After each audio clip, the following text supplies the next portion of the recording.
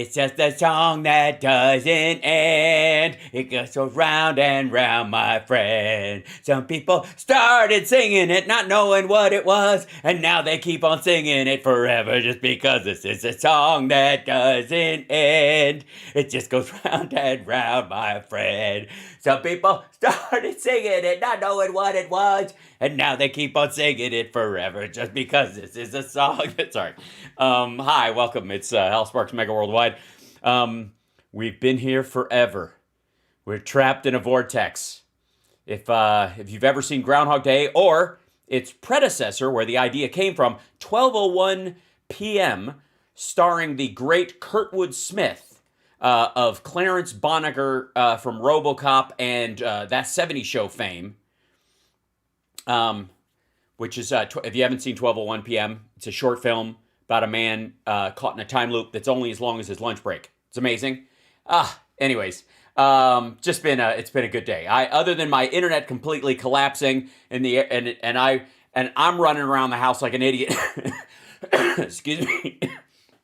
Unplugging everything and going up to my Wi-Fi router and cycling them off and counting to 10 like an asshole, and then starting it again, right? Which is what you do. You have to count to 10 because circuits have memory if they don't cool down, and so you got to just kind of wait till the last of the connections give up trying to connect, and then you do it again, and then finally I get a signal on my phone, and I'm able to check the area, and that's when I see all the basically just a big internet outage in my area. Excuse me, I just drank something very cold, which is not helpful to my little tickle, but I'm fine.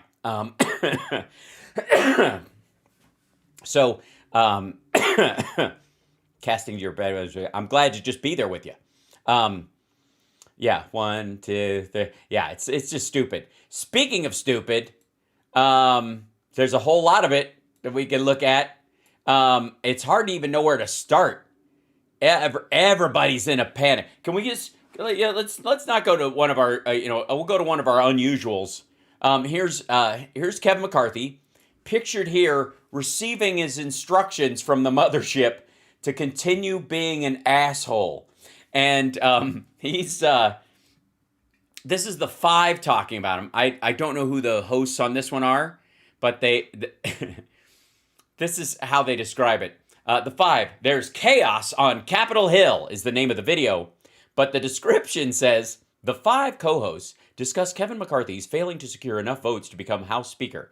Is that really what they just, that's what it is? Huh, how many numbers are there? And he's short, you say. Oh yes, this is a good discussion about how he has failed to secure enough votes for the, okay. Level 4 hype train, thanks Twitch. Hi Facebook, hello Twitter or what's left of you, and the Craigslist butt knuckle of the internet that you are, and hi YouTube, good to see you guys. Sorry about losing the show out this morning. It was very sad for me, for everyone. And Philip's gonna reschedule, and I might have him on tomorrow morning if he's available, or Saturday. So fingers crossed to see what I can do. Kevin should not have moved his crap into the office. Oh, no, Francie. Yes, he should have. Yes. We want him to go ahead and move his stuff into the office. Yes, we do. So we can watch him move it out again.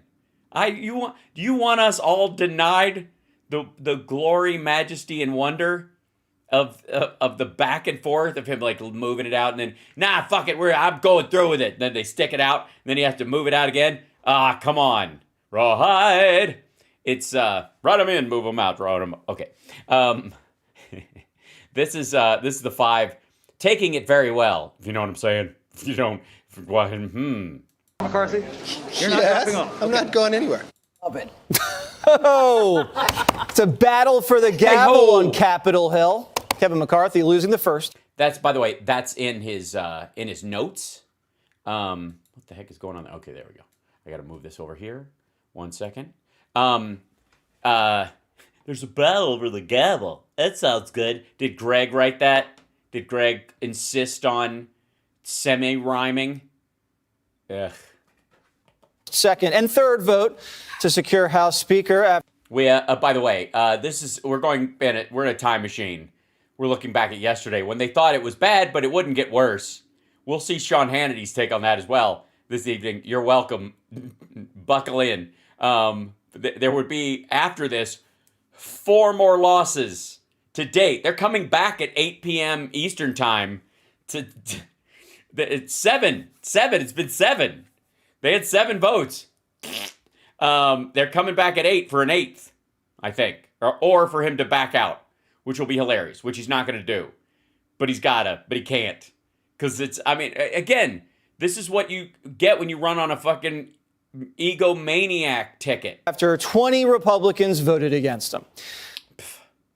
And all the Democrats. Give us some fucking credit. The Democrats, lockstep and in great coordination, voted for Hakeem Jeffries. It was not difficult. Nobody felt like they were pulling teeth. But Kevin McCarthy's not down for the count. Some members are kind of is. Expecting this thing to go all night. And Yes. I'm sure Trump and, thought so, and Stormy Daniels was afraid so. Luckily, mercifully, it did not. McCarthy's still confident he's going to be Speaker eventually. No. He's insistent. He's belligerent. I wouldn't use the word confident. Keep this in mind. Until Republicans can agree on a Speaker, the House is basically frozen. That's okay. I don't mind because they already they've passed the budget, the omnibus. They passed an infrastructure bill. They passed the rescue package is still doling out funds. They passed the CHIPS Act and 65 other bills that Biden signed in one fell swoop. They could kind of coast for 6 months, honestly. And secondly, what legislative agenda is there for Republicans? What? Secure the border? What, did they not vote for border funding when it was in the omnibus? Did they not insist on it? Did they not try to get some in there? Oh, it was already in there, but they just like to pretend it's not in there? I see. Meaning they can't even swear in new members or investigate Biden. Oh, they can investigate Biden all they want. They've all got Google. Like they promised. Judge Jeanine. Yes. Not a good look for Republicans today. No. The ordinary American is sitting home and saying, what the heck is wrong with these? Yeah, and if anyone knows what an ordinary American thinks and feels, it's a woman who still calls herself a judge, even though she's a TV show host who has her hair done regularly by a staff of professionals and has recently lost her show, so they just allow her to ride sidecar on a show, basically so they don't have to call this show The Four. People. We elected them. We worked hard. We gave them money. We now have the majority in the House, and they can't get along with each other? Yeah, that's your party. That's what you voted for. That's what you don't. What part of a fighter who doesn't play well with the establishment and is part of the outside the Washington Beltway?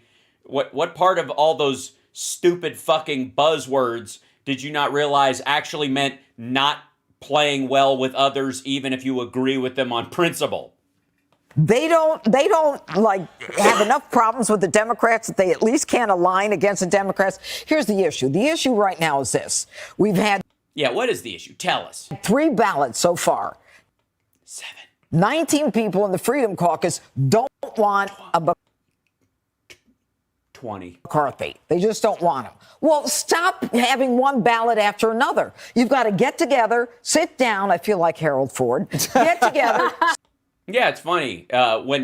When you want to cosplay actually being part of a functional government, suddenly you say you're acting like a Democrat. Weird. Sit down and find out what can we do to you 19 people to get you in our group.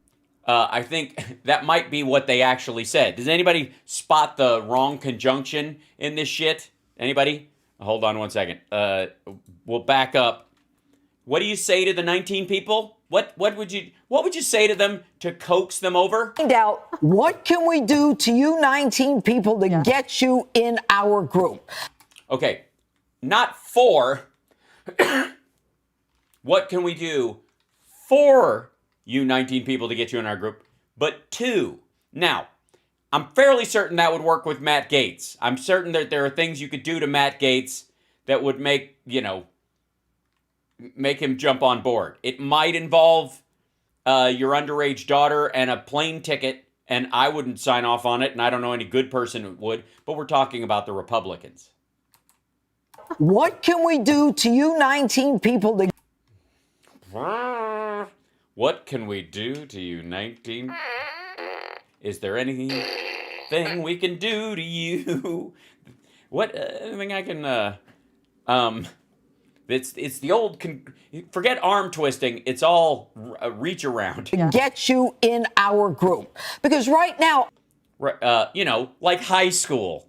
I don't want to hear about Hakeem Jeffries. I don't want to hear about the... Well, you're going to, because he won the vote every time it came up. If you just went by the person with the most votes, Hakeem Jeffries slides into it every fucking time. 212 every time. 10 more votes than McCarthy's ever getting. Next. The fact that maybe some moderate Republicans will align with moderate Democrats and put Hakeem Jeffries in. Now, I'm fine. Chip Roy has a point. Yeah. Yeah. But his beard offsets it. So it's Sick of the swamp. We're all sick of the swamp. Apparently not, because you elected Trump on a drain the swamp ticket, and he did fuck all to do it. He brought in fucking Rex Tillerson and Roger Stone. But he can't blame McCarthy for the $1.7 trillion omnibus bill. Okay, he can blame... Why not? McConnell, because at the time McCarthy was not in the majority, okay? No, he wasn't. But he was the minority leader, and he could control votes. Just a bunch of his folks let it go. They voted for it. Could they have gotten a continuing resolution? Yeah. And See, there we go. They just get a CR and not add anything to it and choke off Ukraine. But, or your check's in the mail, Judge. pumped it over to January, but they didn't do that. The truth is, and this is my last point, McCarthy... For the record, you're not taking crazy pills. She hasn't had a point heretofore. He worked like a dog for the last 2 years. Well, that might be the problem, because dogs, while loyal, are not the greatest long-term strategists. Certain breeds of terrier notwithstanding. He raised $250 million for candidates, some of whom haven't even been sworn in yet and were against him. Right. He's an idiot. And? I mean, this guy has done everything he could. Whether you like him or you don't like him. I don't like him.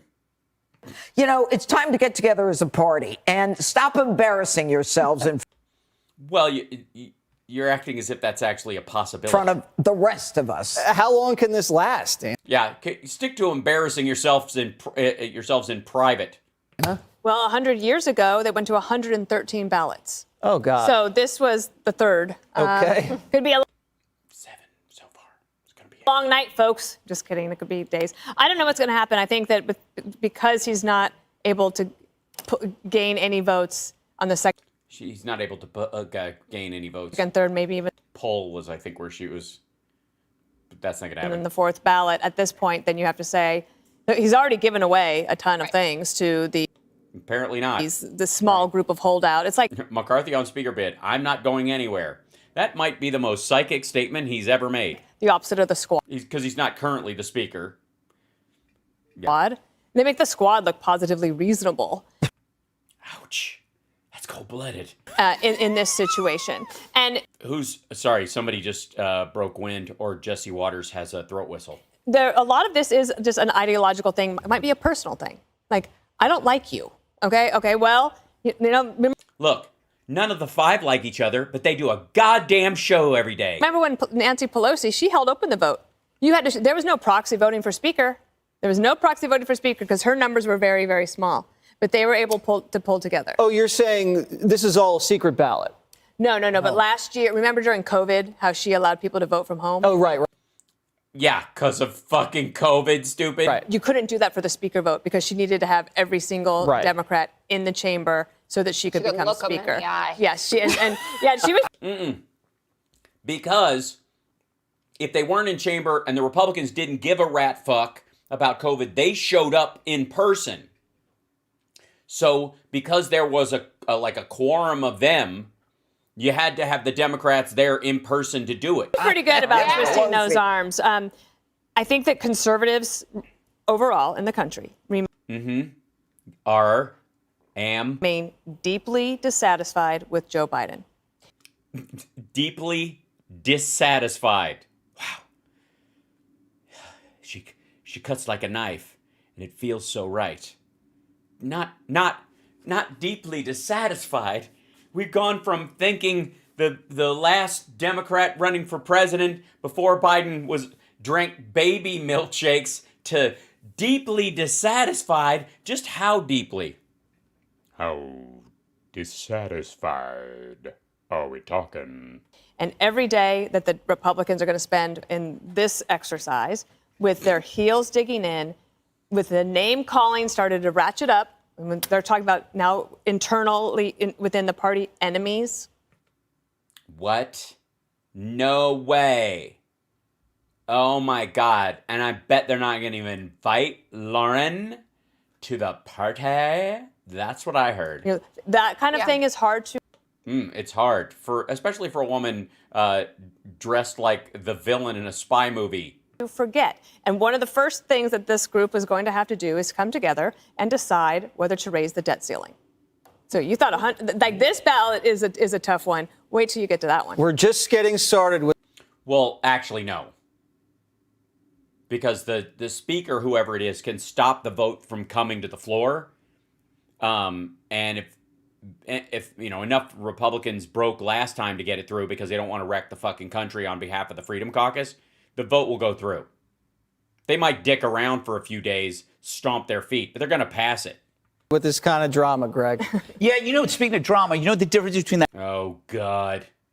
He wrote a joke down. Here it comes. Everybody get ready. That last vote 100 years ago and this one's on TV. What are we doing? This is what is caused. If this was relegated to C-SPAN, we wouldn't even know it existed. Oh, my God. Yes, there it is. Coming out on the side of ignorance and the lack of transparency. You know what the problem with this is? The American people can see it. And therefore, the shittiest members of our party are using it like a reality show. And you know whose fault that is? Yours, America. It's your fault. Right. And they would probably get through it. You're but because they had 118 ballots. Dude, people couldn't even draw fast enough to make cartoons of what the fuck was going on back then. Prithee, I made a flip book of what's going on in the Congress. They're on their 112th vote. This is of the third one. It's taken me several days. it's on like our shows now, they're like going like, okay, this is for my future. I'm going to be like, I need to do this and make the people on Twitter happy. Or He's talking about Boebert and all that crowd, by the way, without naming them because he's a coward. People or my buddies on television, invite me more often. Asshole, that's you. And Jesse, you're looking right in his fucking face. Because, I'm seen as feisty, giving it to the man. But if it wasn't on this, we would know. I brought a. Why is that? I was going to ask. I want to fast forward through it. When it's up there, I want to fast. Oh my God, he brought a prop. Yeah, control room. Is there anything we can we, I don't know, if we can file a lawsuit or something? Yeah. No, I mean, look, I don't think we have to wait Carrot Top about this. But for fuck's sake, at least let it be a recurring gag. If he hangs, okay, yeah, if he keeps the remote on the table and uses it in a callback fashion as a regular part, like I do with this phone that isn't hooked up to anything, okay, deal. All right, love you too. Bye. Fast forward, because we know what the ending's going to be, right? What is the ending? No, you don't, stupid. The ending is probably going to be McCarthy, but I don't care.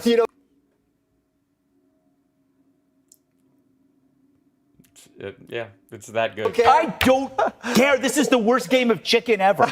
It's like, it used to game of chicken, you have a car going at the other and you wait. This is not even Or if it's Footloose, it's tractors. that. It's not even that. It's just bad. It's like. This is. I'm glad we're getting keen political commentary and mixed with wit. You know, this is quality.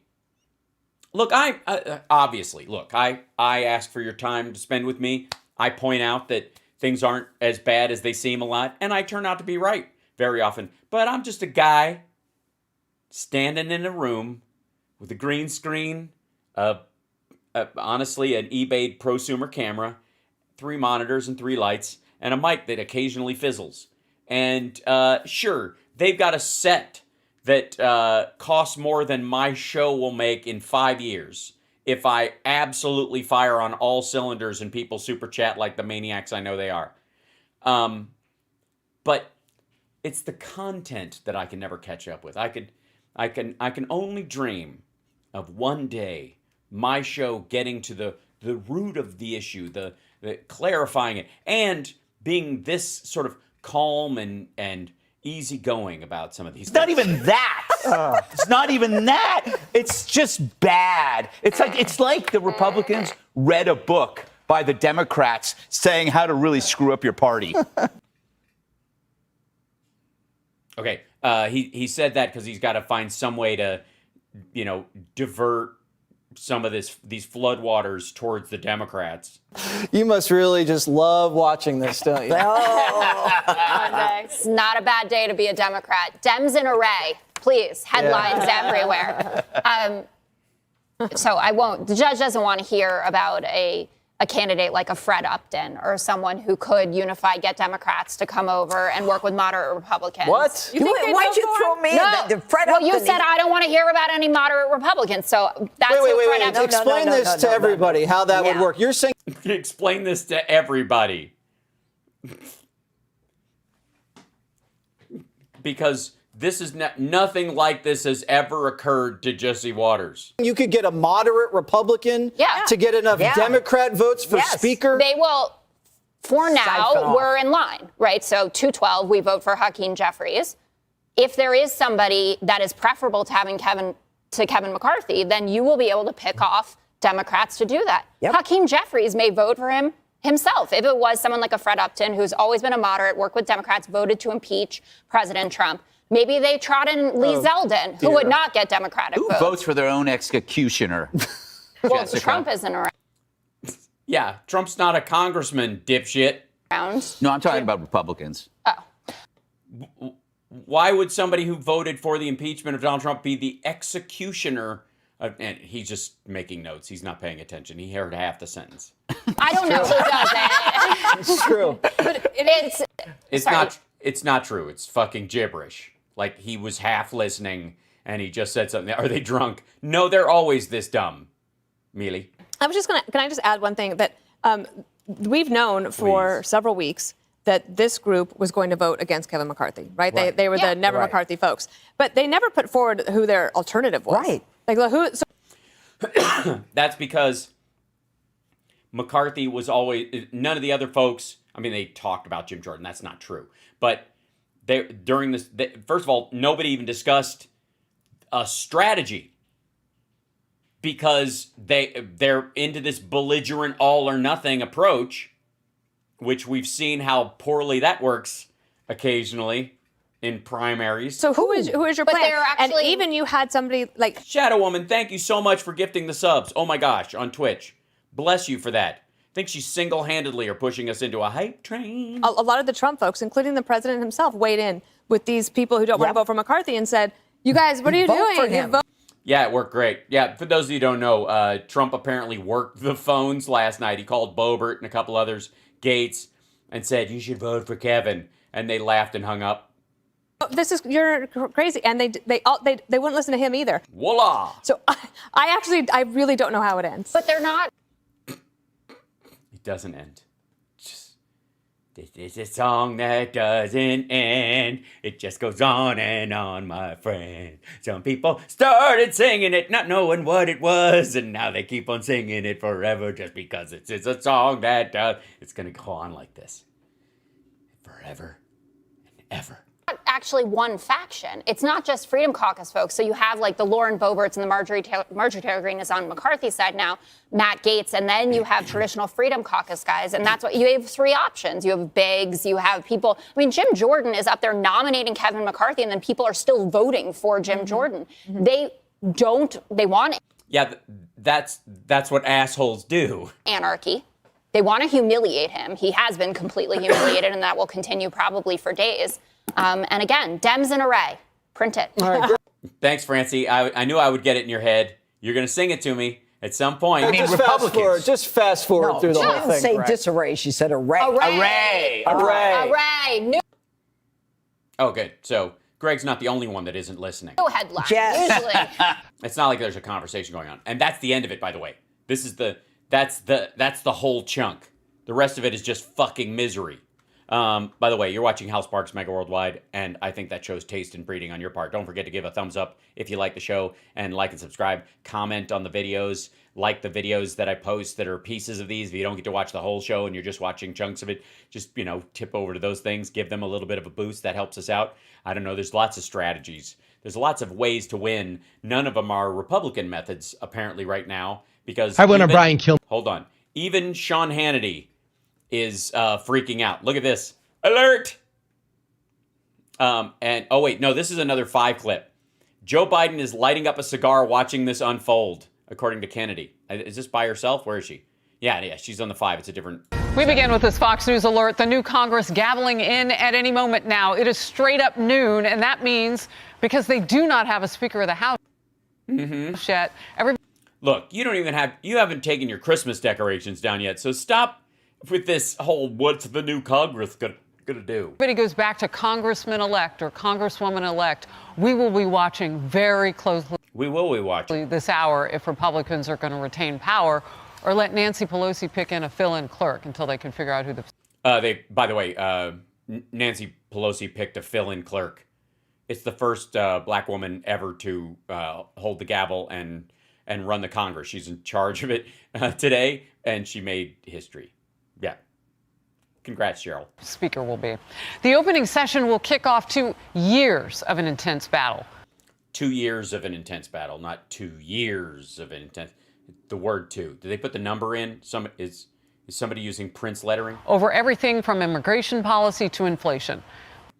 No, not immigration policy. Just like rambling, screaming about the border. That's not policy. But before it all happens, as I said, Republicans will first have to elect a new speaker. Kevin McCarthy is having big problems with his in general bid for the position.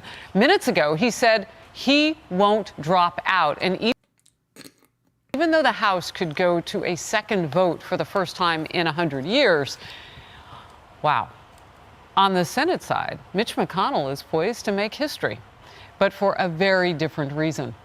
Hello, this is Outnumbered. Hello. Hi. You got to ease into the title of the show better than that. I mean, or they got to throw up a title card or something. That's just creepy. Happy New Year. I'm Harris Faulkner here with my co-host Emily Campagno. Also joining us today, Kennedy, Dr. Jeanette Kennedy, who used to be on MTV. Yeah. And I thought the worst thing that happened to MTV was that they went to reality shows. Nashwat and Bill Hemmer is oh, no. rocking today. Watch out. Okay. At least 14 members of Kevin McCarthy's own political party say they have doubts. By the way, that's her. She's gabbling it. That whole Harris Faulkner going, I wonder if somebody will have to do... Yeah. That... It already happened. Doubts for whether or not they're going to support him for Speaker. 5 of those are firm no's at this point. And with the GOP holding just the slimmest of majorities already in the House, Kevin McCarthy can only afford to lose 4 votes. So he's already... And spoiler alert, he lost 20 every time. Upside down right now. If he can't marshal support, the House will have to vote again. A new candidate could emerge. He or she would not even have to be a member of Congress, so maybe a surprise. Oh, yeah. Draft Trump. Make him do some work. It's fucking boring. Candidate, we don't know. We'll cover it as it happens. But until the House elects a speaker, as I said, it will remain gridlocked. It can't even swear in members or conduct any legislative business. Kevin McCarthy still refuses. Yeah, again, I'm kind of good. I mean, there's a backlog of bills that just got passed. We're not expecting them to vote for anything good. So, honestly, the gridlock just kind of, unless there's like an emergency, like storm relief or something that would happen that they needed to vote on quickly, which I feel like they still would somehow. Like, I bet there's a workaround. The same thing you do if you had a speaker and that person got run over by a horse-drawn carriage. To give up on his bid for Speaker. Are you going to stay in the race, Leader McCarthy? You're not dropping off. I'm not going anywhere. We did have an intense conference. There's times we're going to have to argue with our own members if they're looking at He was screaming at his own penis in the bathroom is what he's saying. That's... What are you doing? I'm arguing with my own member. Why?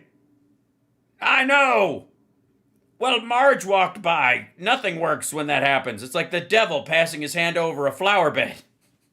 or only positions for themselves, not for the country. I will always fight to put the American people first. By the way, we'll see. Not a few individuals that want something for themselves. So we may have a battle on the floor, but the battle is for the conference and the country, and that's fine with me.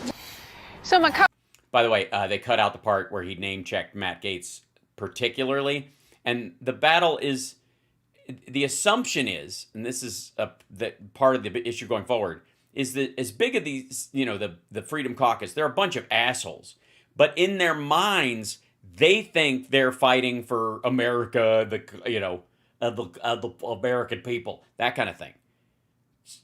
That's why they think they're dug in. The way you set people up where you can kind of, I guess, sweep the knee is that you establish that we're all for something like working for the American people, and this group is fighting against the will of the American people, in general, to get their own needs met. You have to distinguish between the two.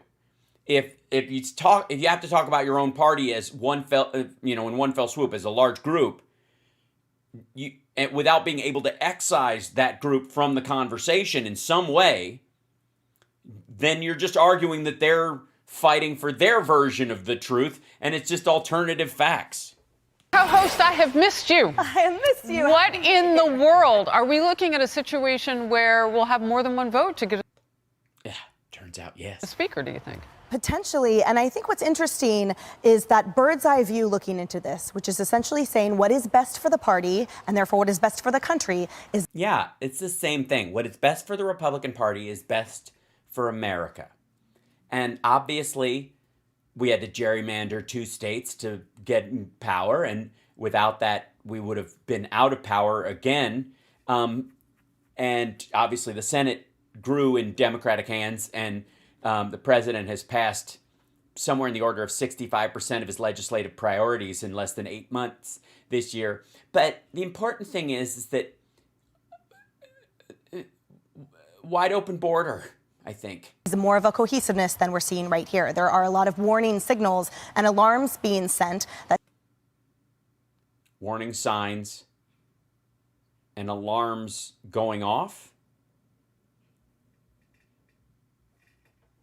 Say you actually are not advancing the goals of the party by trying to sabotage, their words, not mine, what's going on right now with McCarthy. So, for example, the New York Post editorial board, they wrote a scathing rebuke of the Freedom Oh my God, they were scathing. Caucus this morning, and they said, what is your plan right now? There's 5 of What you. is your And plan? instead of saying, Five okay, of we've you. been denied What? power Hey, for these it's- last few years. Finally, Yeah, we have it. Let's get to finally. work. And Let's what put are you aside doing? our Right. 1, 2, 3 That's- requests yes. and instead Just ensure stop McCarthy's it. in that leadership I position so that we know. can start We're just assembling gonna- it's not legislation gonna and so that we happen can if start we these don't all work investigations. together. They Now, say, I don't let's have a understand little it. bit more breathing Look, I room didn't- for the party because Can we that is just what order advances some the ball mimosas so and much shut the further. fuck So I think up? what's I'm interesting tired is of that outside chatter, I understand. Honest to God. The stalking horse being put into play and fine, but I think we don't yet have that position where we have the luxury to fight over this minutia. That's a really good point. Yeah, it's so true. It's so true. We have a hair's breadth majority, and it's only there because of gerrymandering. And so I don't even know that we have the power to even ask for anything, much less demand. Will that stop us? Of course not. The shield is more important right now than those.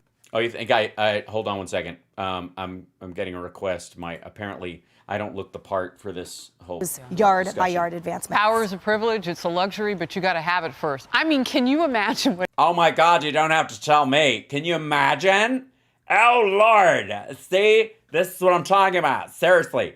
What happens if Nancy Pelosi has to appoint a Democratic clerk while they work this out? Oh my God. She already did. They showed her. Stupid. I mean, I don't want to even. Margins matter, Harris. And if you go. Yeah, they do.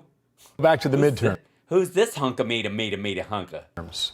We had Republicans in some cases winning as many as 246 seats. What? Had they done that, this would not even be an issue today. Right. That's what I'm saying. There's if there'd been a red wave, which there wasn't, thanks for bringing it up, Killjoy, we wouldn't have this goddamn They problem. actually underperformed at the lowest margin within our own power. Just like Bill. I'm sorry. I'm talking out of school. Our ranking. Now, Joe Biden says they hit the number. It's because of him. Do you think that? Well, of course not. He's on Fox News. He's not going to think that. They don't let him think that, okay? Because of Joe Biden. He literally has a brain on one of those GIMP leashes. Because of his policies. He takes credit for how Republicans didn't have a red wave. If I were Joe Biden, I'd do the same thing. Yeah. However, in this. Yeah, well, and aren't you today kind of Joe Biden amongst all these ladies? Sniff their hair. Give them a sniff. Case for Kevin McCarthy. Uh-huh. It doesn't appear right now that he has the votes. Nope, he does not. Just this I don't morning. think so. I'm just psychic right now. I'm feeling psychic right now. And I'm going to go with he's not going to make it. He's not going to make it. It's going to take at least 9, 15, carry the two, probably 20 votes. If you saw Scott Perry, a Republican from Pennsylvania, he was on Fox and Friends. He's no Steve Perry, I'll tell you that. And he just lit it up. So now I come to you with open arms, hoping to see what your love means to me. Open arms. That's Steve Perry. It's not Scott Perry. Scott Perry. By the way, he's not one of those 5 that were in question. Right. He's one part of the 4. No, it's worse. Different basket. Now, right. That's right. There's 2 baskets of deplorables. We used to just have one, and then somebody shit in the basket. Now people, they don't want to share a basket with that person anymore. I'm not here to name Bobert names. McCarthy has done over the weekend is try to cut some deals with these lawmakers. And he's read The Art of the Deal. He's got a well-leafed, thumbed-out copy of Art of the Deal. He's been going at chapter and verse. Like the Bible, but better. But it seems that even those concessions that he's offered have not been enough to persuade. No, they are not. They're not. He gives and he gives and he gives, and all they do is take. Well, no, because, they realize they can get more. That's right. You give them an inch, look what happens. They go, oh, that's all you got, an inch? And they're up against the wall. So when you're up against the wall and there's only an inch, and never mind. When you talk about you're only going to need 5 votes to take a speaker out. Oh, yeah. Right? So that's crazy. That's nuts. There's enough people on this panel to remove the speaker. Is that crazy? That's in history crazy. right there. Kevin McCarthy has capitulated on that point for the far left or far right, excuse me. Whoops. Well, excuse me. Shida Freudian slip. Me and his party. And now they want more. Well, of course they do. Yes, but what they also want is... Yes, tell us what they want, what they really, really want.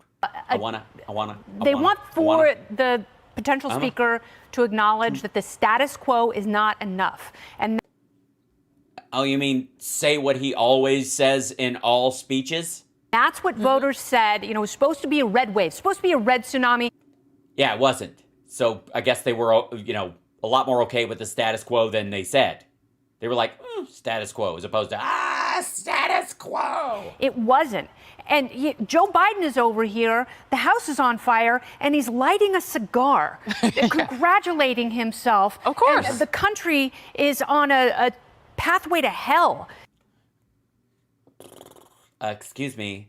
Donald Trump says we're already in hell, and we're a country in decline in hell. So, obviously, there's worse than hell. And a vast majority... Hal, you would rock a feather boa. I know. But he got what he wanted. Acknowledge that. Oh, he got what he wanted. Yeah. FaceTime with Mitch McConnell. He got what he wanted because Every voter hates everyone in Congress. They hate everyone in power. Yeah, that's right. That's why we all got up and voted for the people that we wanted in office, because we hate everyone. That's what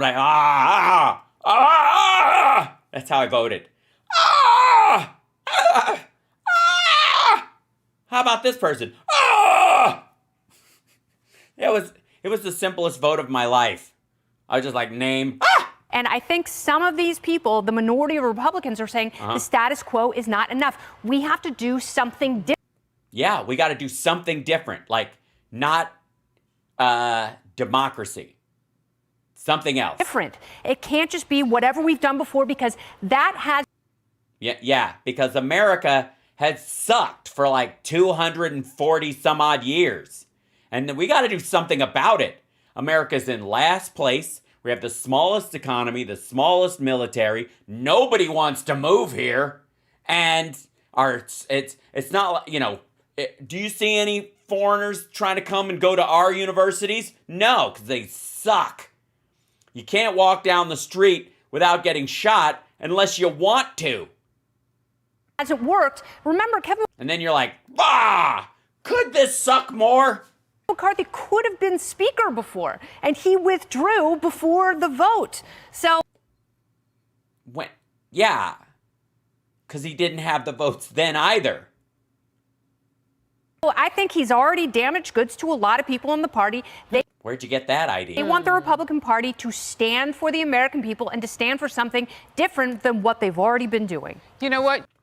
Democracy, mainly democracy. You put the argument much like Bob Goodman, Republican out of Virginia, congressman. Good. Yeah. Did I not say right? No. Yeah, he's not a good man. It's just Bob Good. It's like think of it as the word good as a trademark. It doesn't have to be true. He's not a good man. That's right. So to me, it is about... The weird thing is when Bob Good comes in, people go, great. About having an argument that there can be more, having a difference, having all that. And isn't that kind of what the left did with Nancy Pelosi when Tim Ryan ran against her? Yes. Yeah. Yeah, except for one thing. She was speaker in one ballot. I mean, it's minor. I mean, throwing that out there. So but he ran as a moderate, and they're not running from the middle of the party. They're not. They're running to make the country better, to make government smaller, which is heresy in Washington. Smaller and better. They're running to make it smaller. So small that one person in the caucus can stop it entirely from doing anything. That's small government. Basically, it might sound like a hostage situation to you, but it's not. It's just super small government. I know that a doctor probably can't fix it, but this one maybe. We can try, but the chaos, the uncertainty, it's definitely unsettling. But at the end of the day, what do Americans want? We want to see our leaders, the Republican Party, we want to see them unify. We want to see them come together. That's why people like Matt Gaetz and Lauren Boebert and MTG and Donald Trump got elected, so that they can fight with the fucking rhinos, and then unify. And fight for the rights and the needs of their of everybody but the rhinos. Fuckers. Constituents. And what is that? The gas prices, crime, the cost of living, inflation. And they're all the same thing. Instead, what we're seeing is these 5 holdouts, these 20. But yeah, go ahead. Sorry, I didn't mean to interrupt. 20, but stubborn Republicans. Stubborn. That's the worst. Who, don't look at the big picture and what's best for. They don't look at the big picture, do they? By the way, I don't want to interrupt right now, but Kennedy was just arguing that those people are arguing for the big picture and want to change the status quo because they think that's what Americans in general want. That just because there was no red wave, we should just act as if there was one. So, I mean, I know you're a doctor and I don't know why I should even bring it up, but you're actually contradicting her without even acknowledging that you're shitting on what she's saying. So, I'm just saying it's a little passive aggressive. It's a little passive aggressive. For not only their party, but for Americans and for their constituents. I mean, look, nobody's. Yeah. So their party, Americans, and their constituents, mainly the KGB and the GRU. Perfect. But look what McCarthy has done. Both in 2020 and 2022, he gained seats for the House. He's Well, the gerrymandering did that, but it's okay. Unveiled his commitment to America. He unveiled it? Oh my God! Why didn't you tell me? Guys, he unveiled it. It was a great unveiling. He unveiled the commitment to America. Anybody know what's in it? Now that the veil has been removed? No? Me neither. But it's great, and I'm for it. He's given concessions. I believe also the motion to vacate as well. But, nobody's... Yes. And that's nuts. It's nuts. It's crazy nuts. It's cuckoo nuts. I don't know why. So let me get this straight. He was saying earlier today that he doesn't want 90% of the caucus to be held hostage by 10% of the caucus, and then he's going to give 0.5% of the caucus the ability to shut down the entire Congress. What? Perfect, but we got to look at the big picture and not... We do. Kennedy. Not hold out on what the Republicans need to... Yeah, don't hold out, put out. That's the new... So wait. No wonder MTG is for McCarthy. That's right. She's running on a don't hold out, put out platform. It's genius. Start their investigations on Afghanistan. Wait. Afghanistan? Are we still in... We're not still in Afghanistan, are we? We're not? We've been out for almost 2 years? Oh, that's great. That's good. After how long? 20, almost 21 years? And we're out? Oh, good. That's nice. I didn't know, yeah. Investigations on the origins of COVID. Right? Okay. Get that, thinking to the future. The FBI files, the Twitter files. There's so much work that needs to be done. And even they can't... The FBI Files is a fabulous show, by the way. It's a little dated, a little 90s, but I don't know why. It holds my attention. I mean, granted, the opening credits looked like they were made on a Media 100 system on an Amiga, but so it's got that, it's old school. Get sworn in. My brother-in-law, Mike Waltz, is supposed to get sworn in today. Yeah, he's not, because he's standing there with his thumb up his ass like an asshole because of... I can't even congratulate him. Yeah, don't. Whatever. It's not because if you do, it'll make him sad. If you congratulate him, he's going to go, yeah, I finally become a congressperson, and look who I'm with. Well, you can. He's just a congressman-elect again, as of 8.5 minutes ago. That's true. Before we move forward on this. By the way, we never moved forward. This is from yesterday. This vote today, when they take this vote, and however... And the one after it, and the one after that, and the one after that, and the one after that, and the one after that, and the one after that, and then the one after that. Okay, continue. Where this shakes out, if we get to a second vote, is that better or worse? I'm gonna go with worse. Yeah, not sure. Yeah, worse. Because we haven't been there in 100 years. It's worse. It's always worse. It's worse. Not getting it the first time around would be good, even if you don't give it. Having to try again is worse. It's certainly not better. Newt Gingrich over the weekend was talking about Kevin McCarthy or chaos. Can you imagine if McCarthy even gets the job, wherever gets the job? It appears as it's going to be chaos anyways. I think he's onto something. See that, ladies? He's not just a bag of muscles. He's not even a bag of muscles, but you know what I mean. If this is a majority in the House, that's going to be full of surprises at every turn. Yes, every turn. It's going to be a shock treatment. Just bzzzt. And if you're talking about making the country better, Perry this morning was talking about a vote on a balanced budget, vote on the Texas border plan, a vote on term limits, a vote on... The Texas border plan, the one where Texas can secede if they want to? I'm on the fence about that one. An electrified one, mostly surrounding the state. And, of course, cutting off their energy right away. Also, I'm just going to tell them they should probably all learn to speak Spanish. On individual earmarks, et cetera, et cetera. I think a lot of Republicans agree with all those principles. It's true. Why they couldn't get a deal it defies me at the moment. Congressman... I know. It's because they're fucking maniacs. Walsh, who I did not know was your brother-in-law, told me... Yeah, but you thought Bob Good's name was Bob Goodman. So just last hour that the first thing they want to get done is to wipe away that $1 billion for those 87,000 IRS agents, which was part of the faux Inflation Reduction Act. So there is some immediacy where you could find agreement. It's amazing that maybe that won't happen, or maybe it will today. Yeah, absolutely. It didn't. That's okay. Especially with the omnibus, didn't give much resources specifically to the Border Patrol. Yes, it did. It raised the budget for the DHS and the Customs and Border Patrol, I think 4% across the board, and then gave them extra payments, and then included more money for processing so that it didn't have to come out of the DHS or Customs and Border Patrol. You know what? I'm not helping. I'm sorry, Carol. Please. Agents rather than processing. Yep. All right, we'll move on. You can see we're kind of fired up about this sort of thing.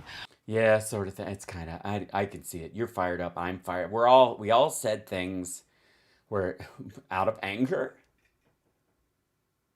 Hey everyone, That's horrifying. That was the premonition side of things. Now we got to look into where's the most recent one? Here we go. Yeah, this is 19 hours ago.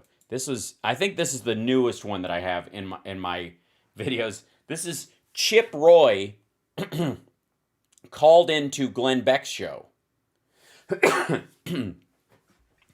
and helped him to work it out. Let's see how well they take this. By the way, he's wearing I guess which action figure is this Glenn Beck character today? I'm going with local rural accountant / attorney / notary republic with reasonable rates and a touch of diabetes. Okay, here we go. Is with us. Talk to us about the battle for the Speaker of the House. Yes, that. By the way, the battle for the Speaker of the House is because there was no red wave, and because Chip Roy and his friends are fucking with their own party. Hello, Chip. How are you? Rural Texas. Chip Roy. Hello. Glenn, I'm doing well. No, he's not. We're engaged in yet another series of meetings this morning. We were here until midnight last night at the Capitol, and we're going to continue to fight for the people that sent us here to fight for them. Well, yeah, he means the KGB. Well, I appreciate that, and I hope that... Appreciate what? That he said it? Because it doesn't mean anything. It's not true. America responds. I think... Therefore, I drink Sonic. The Karl Roves of the world are thinking that people like you are going to get a lot of calls and deluged at your office today saying, "Don't you dare! You go with Speaker McCarthy." I think the other is going to happen because I'm done, Chip. I'm done. When the Senate, I don't know. Do you guys need time to pop some more popcorn? Seriously, pass the omnibus. I need to make a filter that's popping popcorn that just goes pop, pop, pop, pop, pop, pop, and just fills the front of the screen. We got to work on that. We'll make it happen. I'm going to have to pop popcorn, I guess, in front of a green screen and then cut it. We'll see. Bill, I was done. If you guys don't have the freedom to investigate and the teeth and the backbone to actually do things Well, they just got the House, dum-dum. They literally, this is the first fucking day. They didn't technically before. They were outnumbered. Now they outnumber the other side. They're just fucking around and finding out, I guess. In the interest of all Americans, why did... No, do not include me in your hellscape nonsense of a government of the greatest country on the earth that you could drown in a bathtub. What kind of fucking lunatic thinks that's a good idea? We vote for any Republicans. Yep, there you hear it. Glenn Beck is going to be running ads for the Forward Party going forward. No pun intended. And that's the question. That is the central question. It is. People have been asking, like, what's the message? And I think the message is, I don't know, if you want somebody to call in and tell you what the outside the Beltway feelings are and how people are just sick and tired of the swamp. What you want to have is a third-term Republican congressperson who was a a staff member for Ted Cruz for like 10 years. Before he was deputy AG in Texas. You know, none of this. We don't need a career politician. We need fresh blood like Chip Roy. Deliver a message on the floor of the House last night that what we're fighting for are the tools and the leadership necessary to stop the swamp. Yeah, but I mean, honestly, you're not going to do that. If Trump couldn't do it, you think you can? You think you've got his powers? If Trump couldn't drain the swamp, what the fuck shot does Chip Roy have? Much less Kevin McCarthy. Secondly, when you say tool, I think of Kevin McCarthy. I also think of the band, and then I get distracted. Rolling over the All right. The average American who are sick and tired of seeing this town, not in that order though, undermine their freedom, spend money we don't have, and by the way, Chip Roy apparently doesn't believe in getting a mortgage to buy a house. I mean, sorry, honey. Sorry, kids. We're spending money we don't have. We are a cash-only family now.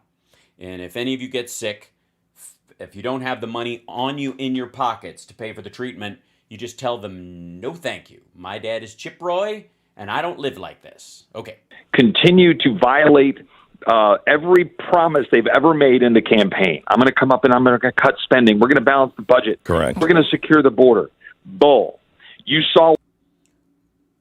Well, yeah, but that, I mean, first of all, Trump isn't there anymore. You can't blame McCarthy for Trump's failures and his absolute lack of interest in, say, something as basic as infrastructure. What happened unfold with that ridiculous $1.7 trillion bill.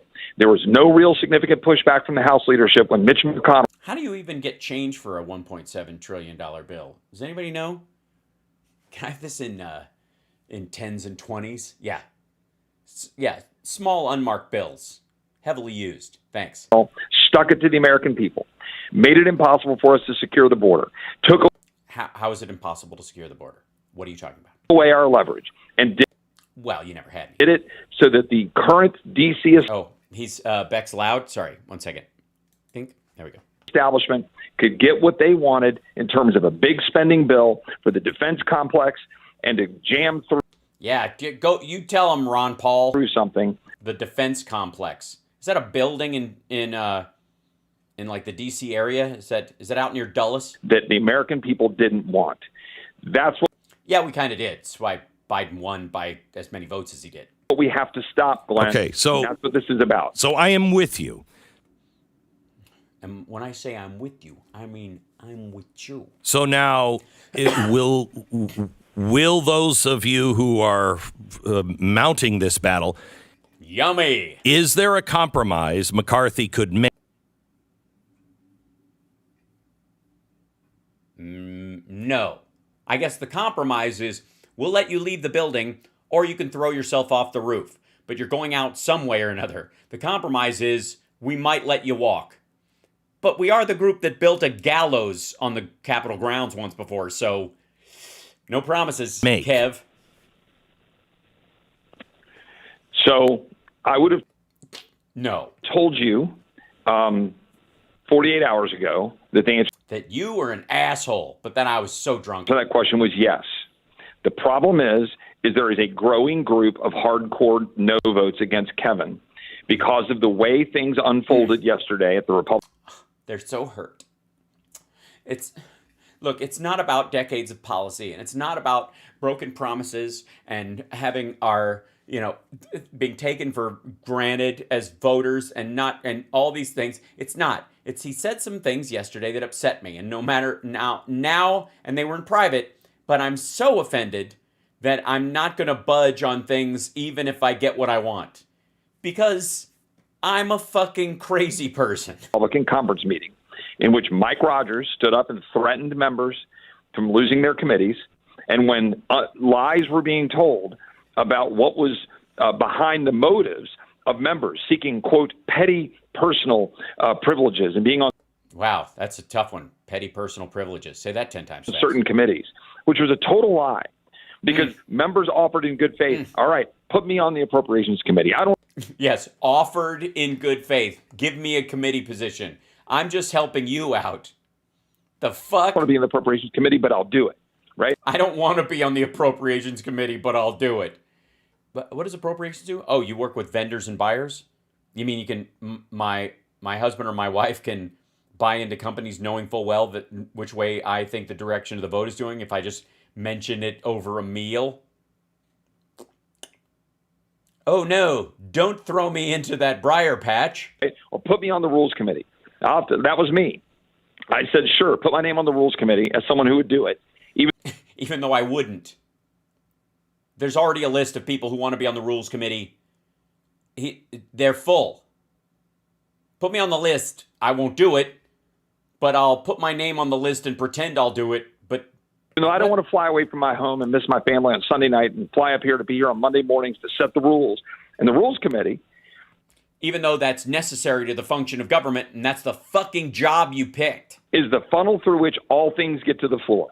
The fight in 1923, when there were 9 rounds of votes for the Speaker, the culmination of that was a complete change of the Rules Committee because it's so powerful. It's a secret committee kind of that nobody knows about.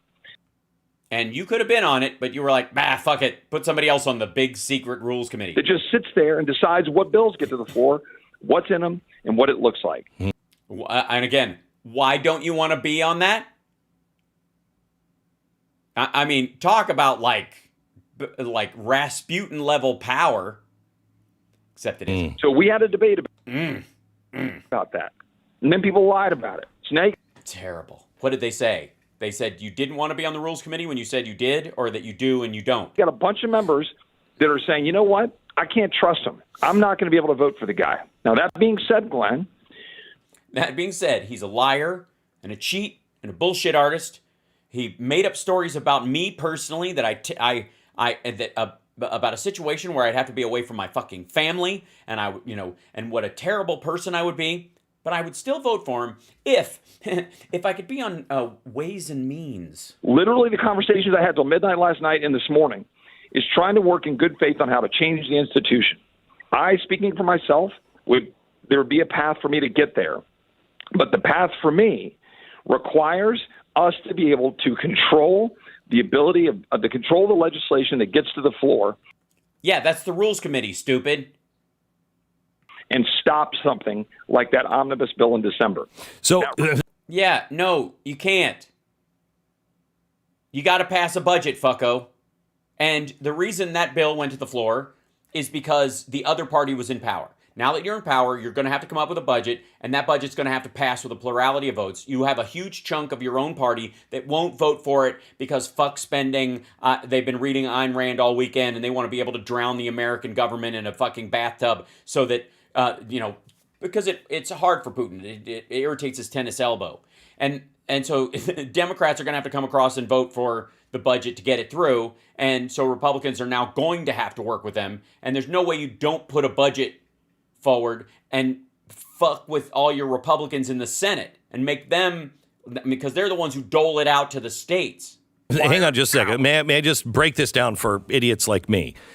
It's, I don't know how this gets dumber, but I will be amazed if Chip Roy can make this happen. I think what you're saying is, because I was stunned when I saw you all sitting in the chamber yesterday. I'm like, wow, I haven't seen that since turn of the century. What? Happens all the fucking time. The problem is all of these bills are being done behind closed doors by just a small group. No, they aren't. They're marked up in committee. That's what the oversight process is. The budgets for any of the departments in the government or any programs go through multiple stages. They're drafted and put forward by legislators in the House a lot of times. Sometimes even a senator will reach out to a House member and they'll, work on a bill together, present it. It'll go to committee, get marked up, addressing the budgetary needs and the addition of budgetary elements for a particular thing like DHS, or the lowering of it because let's do this because it's cheaper than this and more effective. That's how it works out. And everybody, as they go through markup and they go through each of these committees as part of their budgetary process in the oversight in the House, and then the Senate reviews it, everybody either reads it themselves, that segment around that area over the course of the year, and goes, okay, this year the budget for this is going to need to be this because next year we're projecting that it will require this because last year it cost us this, and da-da-da-da. That happens at the caucuses. That's what they have all these fucking meetings about. The problem is the Republicans don't do their fucking homework. They don't sit in on those meetings. Democrats sit there with the Katie Porters of the world are sitting there going, okay, what's the billing on this one? How much is the spending on this? Okay, can we raise it? Can we lower it? Do we need more? Do we need less? They go through all of the things, and then the bill comes, and it's like a collection of short stories, not a novel. Republicans always look at the budget like it's a fucking novel, or worse, a reference book, like a dictionary or a thesaurus. When in reality, it is a collection of short stories. Digestible short stories that you should have started reading in the beginning of the fucking year. And then other than that, I have no opinion. It's brought to the floor not for discussion, but for a vote. Yes or no? No. And you want that to stop, right? Correct. Yeah. And we made progress. And look, and Glenn, this is important. By the way, these bills he's talking about, there's an amendment process. Everybody can hold up the vote if they want to. One of the reasons they only get to the floor is because it has circulated with enough people. And again, the omnibus bill is a package of bills all put together. The Republicans are just fucking lazy. The progress we've made over the last 60 days to get rules is not because Kevin was standing up trying to figure out, oh, I've got these great ideas on how to make the place better. It was because some of us, 5 in particular publicly, that were no's, said they weren't going to support Kevin, and then another 7 of us signed a letter saying, here are the kinds of things we want to see change. That forced the conversation to get changed. Now these guys are running around saying, well, we gave you everything you want. No, you didn't. Yeah, and look, if we don't get everything, nobody gets anything. Where have we fucking heard this before? Ladies and gentlemen, welcome Chip Roy, the Jimmy Dore / TYT of the Republican Party. And ultimately, if you don't give a fuck about the system functioning properly and you just want it to burn to the ground because you magically think a phoenix will rise from the ashes or fruit trees will blossom from pine needles, then of course you're for this. The rest of us that live in the real world know that you reap what you sow and you cultivate what you need. And it takes work. And you have to protect it as it grows. Because none of these solutions are fucking fast. Nothing is solved instantaneously. You gave us some things that will be an improvement, but you didn't give us the key things, which is what is necessary to stop big bills that the defense world and the liberals among Democrats jam through. Remember.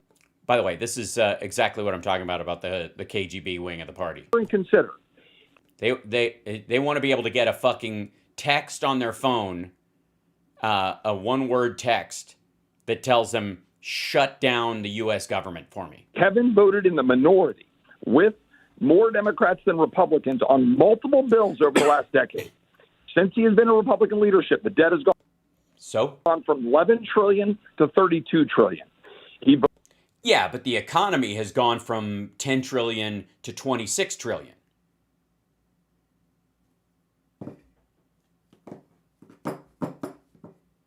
You're not going to mention that? Voted, for example, for good last. You don't need to talk. Right, I am not for. Right. I mean, and I get it. Yeah, Glenn pays for everything in cash, too. He doesn't have any debt whatsoever, didn't get a mortgage, never has, doesn't believe in him. Usury is evil. Tell me what... It's not in the Bible. The specifics are that have to be changed, because I think people need to know... Yeah, give it to us. This would be good. I don't know. Other than the one Republican can shut down the fucking government and make them vote for a new speaker, what's the other part? Specifically, what are we fighting for? Yes, by the way, this is on day 2 of McCarthy not getting the votes. This is what Glenn is asking Chip Roy. This is day 2. They've already not voted for him at this point, I think 5 times. The key thing that I believe needs to change is that we have to have people on the Rules Committee who reflect the conservatives who send Republicans to Washington to change the town. That seems wonky. What is the real message? Is that we need conservatives, enough conservatives. I'm not saying put every Freedom Caucus member on there. I'm saying you need to have actual conservatives who will stand up in defense of the American people from the big spending in this town, be on the committees that actually determine what gets to. All right, now you're moving away from rules, fuckhead. You want conservatives on the Rules Committee. You're going to get them. You're not going to get the Freedom Caucus guys on there because you fuckers don't know what you're talking about. The floor, combined with the changes to the rules that we are partway down the road in getting, of opening up the floor so we can have amendments and debate on the floor. That is so important. So that we. It's so important, yeah. Because right now, there are no amendments available. Oh, there are? Can kill this stuff. So we're kind of halfway there, but halfway there ain't there. By the way, what he's asking for is this minority in the by the way, a minority party, who just squeaked through gerrymandering. What they want is they want less than 5 of the members of the Republican Party to be able to silently filibuster or destroy any bill that goes through the House without any repercussions on them personally. They want to do it in the Rules Committee or in other committees on the down low. They want the power to do that, to nix it under the table, so that if they think they can campaign on it, they can brag about it. But if they think it's going to fuck them, people found out what they were up to, they can keep it quiet. And so if they're not going to work with us to get us there, then that's the problem. And yes. Okay, again, he was going to clarify. Yesterday damaged that and may have created an environment where there's too many guys here who are saying we can't cut a deal with Kevin. I don't know. That's what we're working through. By the way, you're not taking crazy pills. Chip Roy is saying they can't cut a deal with Kevin McCarthy because Kevin McCarthy won't put them in a position where they no longer have to cut deals with any of their own party, much less the other party, to get the normal functioning bills that need to go through the House to go through. They want his power to like redline shit within the caucus or within the party itself, just for their caucus. It's goofy. It's just, it's absurd. No one will agree to this. That's why they're dead in the water. Yeah, right. Yet Dems are the deep state. Exactly. Glenn's having a hard time because it was gibberish. Is there somebody that you think everybody could agree on? Look, I think here's the problem. No. Again, listen to that. Here's the problem. Sold to nobody. Agree on? Look, I think here's the problem. If I go out and say I think person X is the guy, then that might poison person X. Got it. So what you're saying is that you should have veto power about what kind of bills get to the fucking floor because your thumb is on the pulse of the true red-blooded American conservative movement. But if you support anyone for speaker, they'll have a bullseye on them.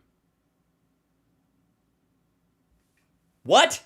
So we're having conversations. I promise you, there are people that would surprise you that are in the sort of center of the world around McCarthy who are having conversations openly. Or I say openly, I mean privately with us, but like having conversations. Yeah, privately, openly. I understand what you mean. Yeah, behind closed doors in total transparency. I want to be completely open with you. I'm not going to tell you who it is. But let me give you an example. I nominated yesterday 2 guys on the floor. I picked one. Byron Donalds was my first vote. Why did I pick Byron? Because Byron is a second-term congressman who is not sullied by the swamp. He also doesn't know how shit works, and you think you can control him. Successful business. And because Ted Cruz told you, get somebody in there that you can puppet. Businessman, father, conservative, he's a friend, proven track record, worked in the Florida legislature. What's the difference? He's a good man. The speaker doesn't have to know every ins and outs of the swamp. Yeah, especially the parts that I like to slither through. To make it work. And in fact, we would be great. It would be a breath of fresh air to have someone who doesn't come with. Yeah, we want somebody gullible, somebody who can be easily bamboozled and tricked. We want somebody who won't see it coming. And that's the problem with having these swamp creatures, is they've seen all of our bullshit before. The taint of the swamp. Yes. So the taint of the swamp. That's the little part of the undercarriage where Trump lives. I picked Byron Donalds. Second, I nominated Jim Jordan. He's been here longer, but he's got a history. Yeah, he's swamp taint. He's got a swamp taint problem. That's true. And a track record of fighting the swamp. Yeah, while living in it. You know what I mean? Every fish fights the fish tank, I suppose, in their own way. That's the whole point. Kevin. By going back, forth, back, and bubbles. Doesn't have that. Okay? So if we're cutting a deal with Kevin, we better damn well get the rules that will box him in. Otherwise, you got to have a deal with a leader who you can trust to break the swamp, to break. Until they don't, because they have to do a job for the American people and the pressure's on them, and then you haven't boxed them in because they won't give you the concessions that Kevin McCarthy gave because they're not fucking stupid. The cartel that's destroying our country. The cartel. Somebody's been listening to Bannon. Spending money we don't have, leaving our borders open. By the way, everyone with a mortgage spends, quote, money they don't have. Continuing to empower bureaucrats that undermine our freedom. But enough about the Freedom Caucus. Have to stop it, Glenn. The tools we need have to give us the tools to stop. The tools we need have to give us the tools to stop. You need tools to make tools. It's like money, but not. It's like money too. It's like tools made of money. Shit. Continuing to do the same thing we've been doing over and over again. While every single Republican goes back in campaigns and then comes to this godforsaken town and throws our country down the drain and undermines everything that the men and women in uniform have so fought so valiantly to save. So the Republicans are the problem. Gotcha. Okay. Yeah, I mean, zero lies detected. For our kids and our grandkids. That's what this is about. I know. Wambulance. Are you fighting for, or do you already have enough power of investigation to be able to answer the questions that must be answered this year? Must be. Yes, those questions, the questions we've been wondering about when the people are going, huh? And where they go, what? Be answered. So I would say we were going way down the path of organizing, and we have the fire, and we're ready to go. Yeah, they got the fire and the juice. Go after a lot of the entities that need to. Jim Jordan and Judiciary Committee, for example. And we've already been having lots of conversations and meetings. Everybody's freaking out. Oh, you don't have a speaker. It's like, hold on, like 24 hours, 48 hours. Yeah, the world's not going to implode if we don't have a speaker in place while we try to get it right. But we're ready to go on a lot of these. Yeah, except you don't think you'll ever get it right. There is no right. That's the interesting part. This asshole has not at any point during this whole clip pointed out what right looks like for them. We all know it's wrong, but you get my point. These things. You would ask me, do we have everything? I think we need a more aggressive, expanded church committee style effort to go after the weapons government. I think that we got some headway in that. There were some offers to do it. I think good conversations were going on that, but they kind of stalled on Monday night around other factors. So with the part where they want the committees to have no Democrats on them at all, and they legally can't, and they're like, "Why don't we just say nuh-uh?" I think we made headway. That's what the American people voted for us to come in. They voted for us to come in and say nuh-uh. I say nuh-uh. We're in a good place to be able to do some good things with that, but we got a lot more work we need to do. Mm-hmm. Yeah, like elect a speaker. Do you see us, I think in 29, or no, it was 1856, I think, where it went on for like 130 votes. Do you see us in a 1856 or a 19? Well, believe me, Chip Roy and a lot of the Freedom Caucus would love to go back to a pre-Civil War time on a lot of fronts. 20s kind of situation. Well, right now we're through 3 votes. We're going to go there in an hour and 15 minutes. We know there's going to be at least a 4th. My guess is there might be a 5th or a 6th, and we're going to continue to have conversations today. Like I said, Kevin doesn't have the votes. So we've got to work through and getting it there. And we're either going to get it there through fixing the rules and getting it to where we can protect the American people and do what we said we would do to stop the swamp, or we need a new leader, or both. But we're working on it as hard as we know how to do. But the American people need. Yeah, well, that's faint praise as well. You working as hard as you know how to work. Do you notice how they throw that in a lot? You notice how Republicans use that phrase a lot? We're working as hard as we know how to. Not as hard as we can, which would mean bettering yourself and moving, expanding yourself so that you have more tools in your toolbox, as it were, to be able to solve problems. Just, we're doing the best we know how to do. If we knew better, we'd do something better, but we don't. So fuck it. Need to be patient, knowing that there's a group of people up here fighting for you. That's what this is about. No, I don't get that feeling at all. I don't buy it. And I know I'm part of the other side, so what I think does not matter to this motherfucker, or to Glenn Beck for that matter. I mean, maybe a little bit Glenn Beck, because I understand I've upset him a couple of times with my videos. But Chip Roy doesn't give a fuck about the majority of Republicans. He thinks they're rhinos who are trying to destroy the country. He agrees with Trump that they're worse than Democrats in his mind. So the idea that he's fighting for the average American is fucking stupid. He's not even fighting for the majority of people in his own district. He's only fighting for the maggots in his district. The rest of if there's any baseline Republicans that just vote that way because there's an R in their jersey, or they just are feared the horror stories they've heard about Democrats, so they always vote that way. He doesn't give a fuck about them. He just knows they don't have a choice. And he certainly doesn't give a fuck about Democrats or independents. It's ridiculous. Fighting to defend the American people against the swamp. That's everything that we're trying to do. And yeah, well, that's a waste of fucking time, dummy. If you're going to fight to defend the American people against the swamp, here's a good idea. Become a billionaire and start your own company that solves a problem that government can't solve. And then, you'll show them. No, that's out of the question. So the only way you can fight the swamp is to become a fucking boa constrictor or a water moccasin. The only way to fight the swamp is to become sludge. How is it that these motherfuckers never fight the swamp from the outside? Too much work?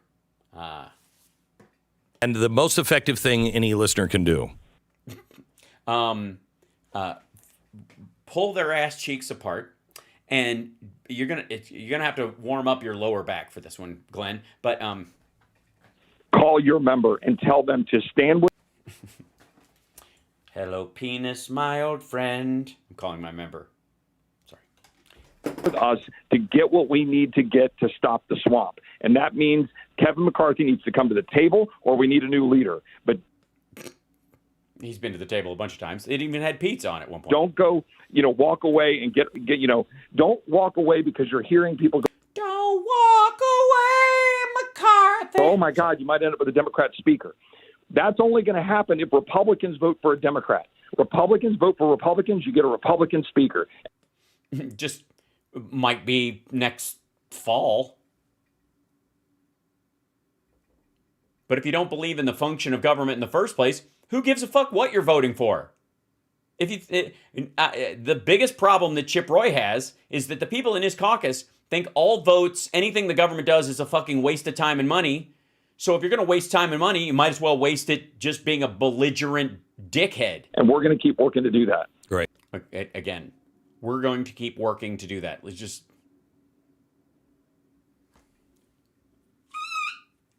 Thank you so much. I appreciate it. Chip Roy from the great state of Texas, congressman from Texas. Thanks. Yeah. Really cleared it up for us. That Chip Roy is thought of by many in the Freedom Caucus group as the brains of the organization. That Matt Gaetz is like the titular head of that group of people. Lauren Boebert is kind of the sassy firebrand bringing up the rear. But for fuck's sake, the like Chip Roy is supposed to be like, okay, he's the feet to the fire, making the deal. He knows if there's a deal made, Chip Roy will explain why it's good to the other members. And he's a fucking dolt. He's the titular forehead, right? Yeah, it's ridiculous. It's hilarious. It's, yeah. Now, is it Democrats in disarray? No. Is it Republicans in disarray? I say yay. But Kudlow says no. He's got Rep. Claudia Tenney on, and she says, we have our government is disarray. I know what you're thinking. Hal, shouldn't it say, we have our government in disarray? No. No. Why would you think that? We have our government is disarray is words, and words are hard sometimes. When you're typing them up or when you're saying them, especially when you're at Folks News. So let's go to Folks News right now. McCarthy faces challenges to speakership bid. Does he? Really? Congresswoman Claudia Tenney from upstate New York. Claudia, thank you very much. I assume... Wait, are they booing her as she walks up? You voted. Claudia, what can you tell us, first of all? What can you tell us, first of all? Gin Fizz, Easy Ice. Ballot 3. I don't think we're going to go 133 ballots like we did in 1856.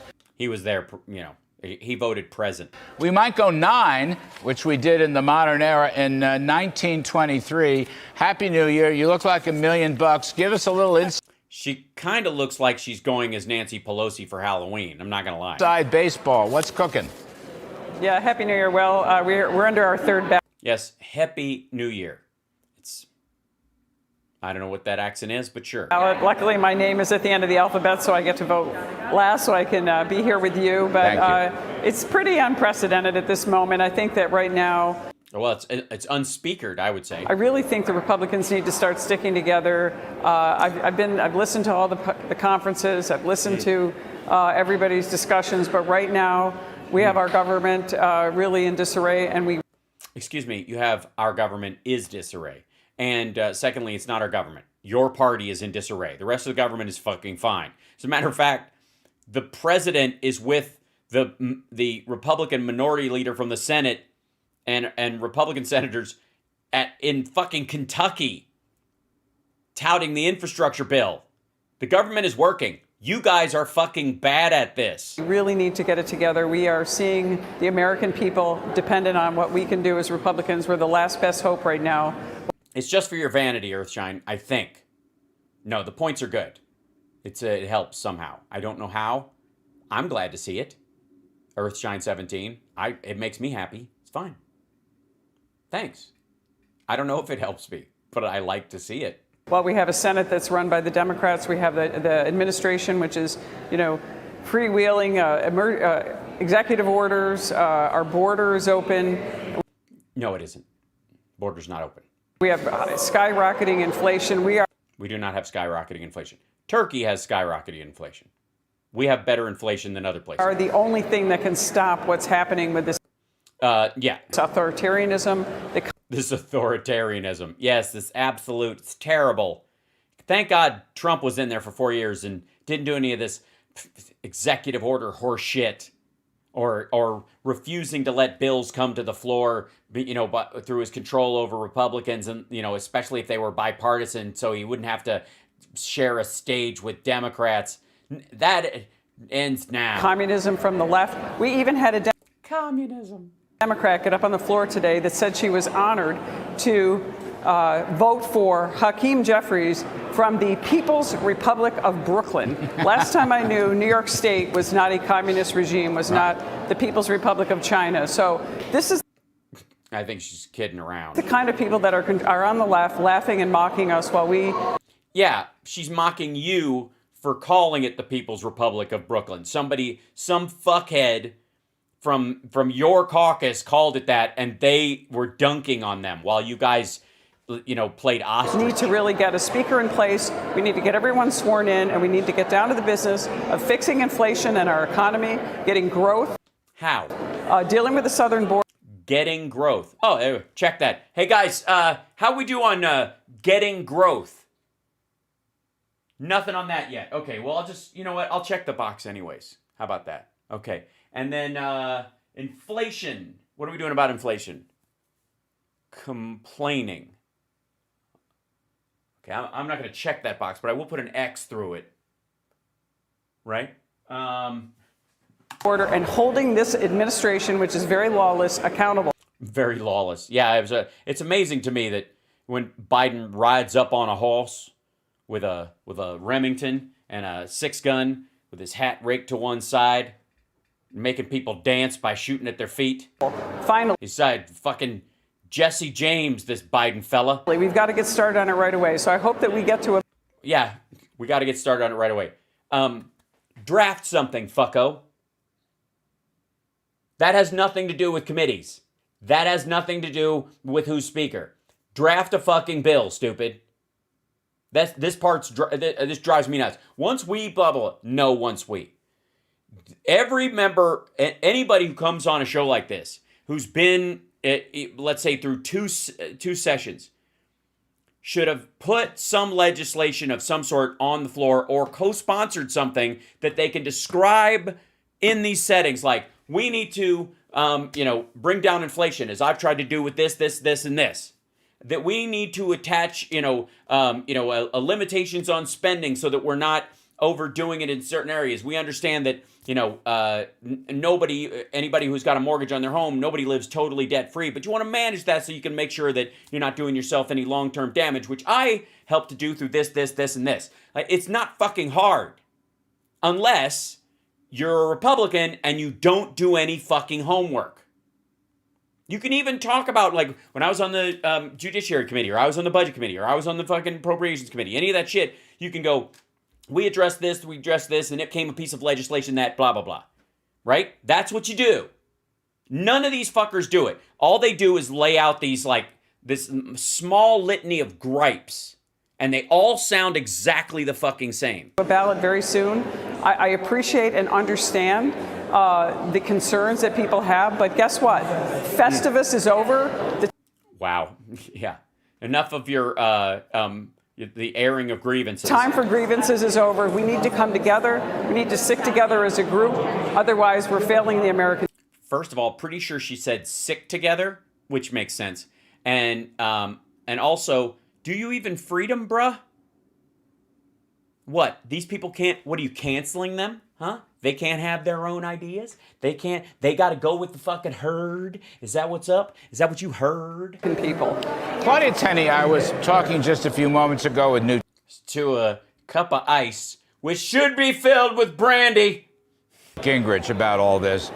And he had to step down, and he was replaced by, was it Livingston? And then that guy immediately didn't even get a vote, and they replaced him with Dennis Hastert, who was blackmailed by an underage boy he had sex with. Because Republicans. And really, to me, and I think Newt agreed, this is about personalities, not policies. I don't see the policy dispute. I mean, it's not like Kevin McCarthy is some far left-wing guy, for heaven. Yeah, he is. According to them, he is. Do you understand how it works? There's no gray area in the Republican caucus. There's us, and there's fuck you, burn it down. That's it. There are no, look, the division in our politics, honest to God, is more the distinction between run-of-the-mill Republicans and the maggots that control them. If the maggots weren't there to control them, the divisiveness of our politics would drift. Most even the social issues that drive us apart wouldn't rise to the level of needing legislation to protect people from the extremists. One of the reasons why we have, bills about trans rights or any of that kind of stuff is because of the attacks on them specifically from this group. Without those attacks, there would be no need for legislation because this would be about interpersonal interaction. If there weren't hyper right-wingers like running interference for like the marchers at Charlotte, for example. You wouldn't even need hate crime legislation. It would be part and parcel to the sentencing structure. Like, look, I know you didn't shoot this guy because his name was Gary. You shot him because he was Asian or black or white or gay or straight or whatever you ain't. And that makes me concerned as a judge about how you'll react to other people in that group, because it wasn't a singular crime. So I'm going to tack on 8 more years so that by the time you get out of jail, it's going to be really hard for you to make anybody's life a problem. That's how that worked before. But it's because people wanted to protect those things, protect those people, downplay it because they felt offended, because they were starting to cozy up to those folks, and they're like, oh shit, I'm going to get, you know what? They're not half bad, right? And they start taking it personal. Heaven's sakes. And it's not like the commitment to America, which all of you put together. Yeah, rattle some of that off, the commitment to America. We looked at it. It's a fucking outline. It's not even the contract with America. Isn't a cogent, conservative, principled message. It's a message of principle in theory, but it doesn't say what it's gonna fucking do or how. And that's more to the point. How? It's one thing to tell me what you're gonna do. But if you tell me you're gonna climb Mount Everest and then I find out you're just gonna fucking wing it, first of all, I'm gonna think you're an idiot, and secondly, I know you're gonna die. What you're gonna do is slightly less important, especially in legislative situations, to how you intend to do it, because it requires you to either come up with new tax funds to pay for it, or to stop spending on some things to pay for it, or to accrue debt to do it, or to create some new technology or release a form of technology out into the world, say like the intranet from the DOD that became the internet. How? Fucking how? And she's a great example of where there just isn't one. There is none. That will stop Biden's radical agenda. It's about personalities. And, Claudia, to me, personality politics is the worst kind of politics. Yeah, it's the worst because I don't have one. You don't have a personality. Both of us are like pats of butter in jackets and scarves.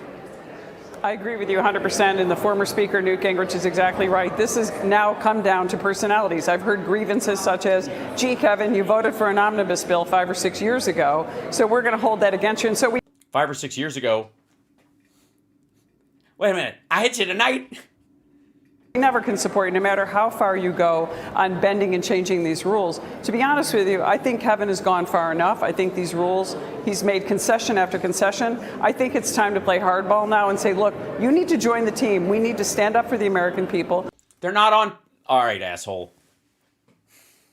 First of all, you can't negotiate with somebody who thinks the Joker was the hero in The Dark Knight. You're talking to chaos agents, and none of them have committee spots worth of fuck anyways.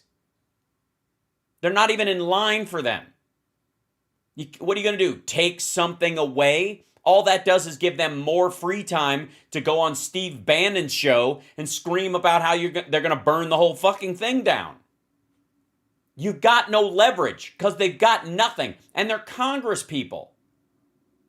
Senators you can leverage because they've been in longer and it's a fucking expensive race and they stay in for 6 years. These assholes, like, all you're giving, the hilarious part of this, and I can't believe, like, this isn't part of her thinking or their thinking, like, why you wouldn't consider this. But by removing Matt Gaetz and Lauren Boebert and fucking whoever else from committees, all you do is give them more time to fundraise.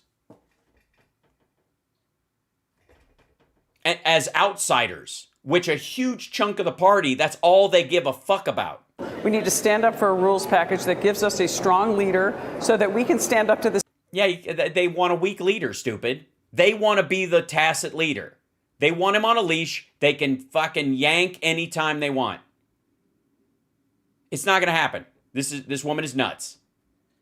She thinks that Kevin McCarthy is going to go, no, fuck you. And they're going to go, all right. The Senate, remember, as we talked about last time I was on this show, the Senate Republicans are the ones that gave us this $1.7 trillion spending bill.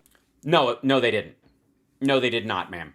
The $1.7 trillion spending bill came from the electorate. The people who elected those people, both on the Democratic and Republican side, put Joe Biden in and decided that we've gone long enough not funding infrastructure and other important tasks that are pro-growth stuff on a, we're letting it die on the vine was never a strategy that was going to work anyways. And we've put ourselves behind the 8 ball with a lot of other advancing countries for no fucking reason other than you guys want to own the fucking libs. The $1.7 trillion bill is about the priorities of the American people. It's not socialism. It's not fucking communism. It's not even fucking capitalism. It's democratic taxation at work. You want to be able to shut down things like the omnibus bill, you got to do it with more than a fucking 6-vote gerrymandered chunk of people in a couple of states. Because you're never going to have the White House and you're never going to have the Senate again if you can't reach across the aisle. And if you're priding yourself on never doing it, you're done in the House too. Well, that's going to leave us stuck and jammed until September. Our ability to issue subpoenas and getting them complied with is going to be without. I'm sorry. People are supposed to comply with subpoenas, are they? That's what they're supposed to do now? Now it's important? What's the precedent that you're going to use that people must listen to a subpoena you guys put out? What? Why? If other people can turn them down, explain yourself. Without our power of the purse that we're given by the Constitution, there's a lot of issues here at play. So I think the sooner we get a ballot, the sooner we get a speaker and get down to work, I think the better it is for the American people. Yeah, but there are people in your caucus that think that the full destruction of the U.S. government, the absolute just nuking the system as it exists is the only answer. We've got I would say we got 3 or 4 people that either secretly or openly use that kind of language when they're on a podcast occasionally, but they don't dare bring it up in polite company and, where everybody around them isn't on on the team. And I mean you, Ro Khanna and Ariana Presley and that crowd. They'll whisper and chit chat about this, but ultimately they're not given the power to fuck the whole thing the way Kevin McCarthy has given the power to fuck up everything to the Freedom Caucus. And maybe it's the name. Maybe the squad, for example, they don't mean as much ill as the Freedom Caucus does. But the squad, it sounds like kind of policey, I guess, a little bit. It's a branding issue. Whereas the Freedom Caucus is all brand and all bullshit. Claudia, you're on the floor, expert voting. I'm not, but Mr. McCarthy got 19 nay votes, in each. It turned out to be 20 later. Of the first 2 ballots. Now and a present. I'm suggesting that he didn't get a present. Somebody voted present. There's no presents.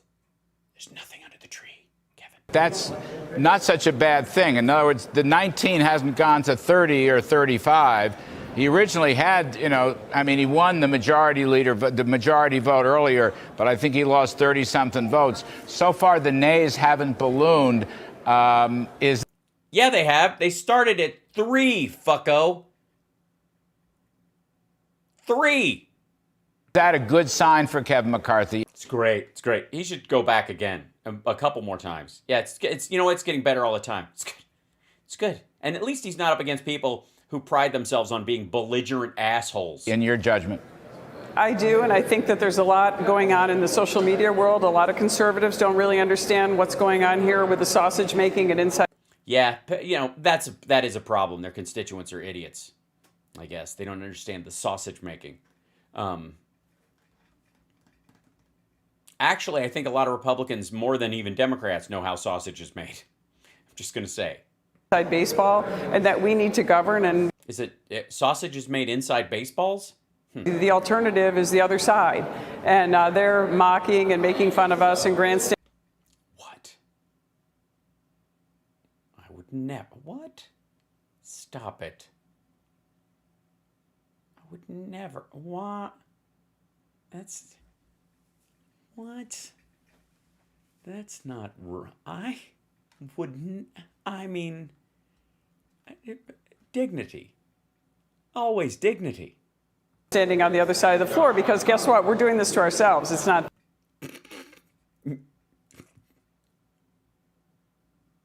It's true. It does seem like a big jerk off. Them, but I think we're going to bring it together, and I think that again, it's the petty grievances. I think those Yes, we're going to bring it together because of those petty fuckers. 19 or you're doing a great job, girl. Absolutely, yeah. By boiling down their issues to petty grievances, that nothing will bring them to the table fast. We're going to eventually turn over to supporting Kevin McCarthy. Nope. You know, look, we're never going to get a perfect speaker. We've never had one. As much as I love Newt. Nobody's perfect, okay? That's always the fallback of a weak argument. Look, I'm not perfect. Nobody's perfect. Nobody's talking about perfect. I just don't like you. Gingrich and speakers in the past, we have never had a perfect. Wait a minute. Are you saying Newt Gingrich wasn't perfect? What are you, his second wife or his first wife? Yeah. Perfect speaker, and now we have an opportunity to put a Republican in place who said he's willing to work with us. He's willing to make concessions. Yeah, he said stuff. When has he ever gone back on his word? Stop it, Matt. When has he ever said something and not Lauren? When has he ever said to Marjorie, I thought you were on his side. Will you have to bring it up now? Not helping. Which he's done. Honestly, I think in some cases he's gone too far, but we can do another. So she's on the fence. Rules adjust once we. We just watched her talk herself out of a McCarthy vote. Get a speaker in place and we get control of the House. Thank you, Congressman Claudia Tenney. Thank you, Congressman Claudia Tenney. Congresswoman or person. But woman, I think she'll go with woman. Call her Congressman. That's fine. Maybe she doesn't care. Terrific. We appreciate your time. You all go and vote now. Thank you for coming. Y'all go and vote now, you little lady. Move on. Send over a congressman so I can really talk some business later, if you don't mind. Yeah, move on. You take it on the heel and toe, little lady. You go over there and click your little button, flip your little switch, whatever the hell you do to vote. And if you need men folk to help you do it, you just, I guess, look in a mirror because you're a congressman now. But anyways, I don't buy this trans nonsense. Because I always misgender everyone. Jesus. Yeah, spokesmodel for the Deborah Birx collection. Seriously. It's a look Trump likes, or used to. So we'll see. By the way, can we jump in? You're watching HAL Sparks Mega Worldwide. By the way, hold on. Is this? Yeah, I guess this is. Yeah, this is new. Yeah, this is. Yeah. I thought I would believe almost any Washington Post headline if the article matches what it says. Obviously, I'm automatically dubious. But you won't believe the latest Washington Post headline. Wow. It's a Washington Post headline, and you're not going to believe it because Junior is going to little bunny fuck you all the way through it. Well, guys, we're going to talk about legacy. Oh, guys. Hold on, I got to bring this down a little bit. It's too loud.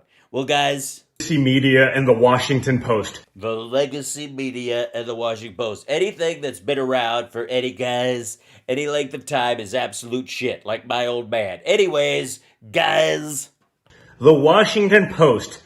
Yes, you mentioned the Washington Post. Literally yesterday. Literally yesterday? Literally? It was yesterday? Literally. January 2nd, wrote the headline, Caroline Ellison wanted to make a difference.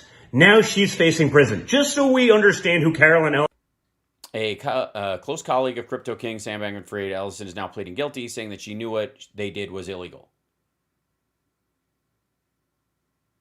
Okay, first of all, we all knew it was true. We all wondered how long it would be till we found out. But that Trump and Don Jr. in particular, bought into crypto like whole cloth. They were on board from the fucking start. They were Dogecoin to the moon because Elon Musk said so. Bitcoin at $1 million. This is the fucking shit. And then when things started to go south, they were like, nah, hang on to it. And then Allison is, she's like the girlfriend, fiance of Sam Bankman-Fried. Right. Yeah, she's kind of mousy and weird, and they lived in a polyamorous, pansexual, largely drug-induced, cohabitative group home that they built themselves in the Bahamas. The FTX crypto, I guess formerly billionaire, that now seems to have been caught in defrauding a lot of people. No, doesn't seem to be caught. He's alleged to have defrauded them, but absolutely caught.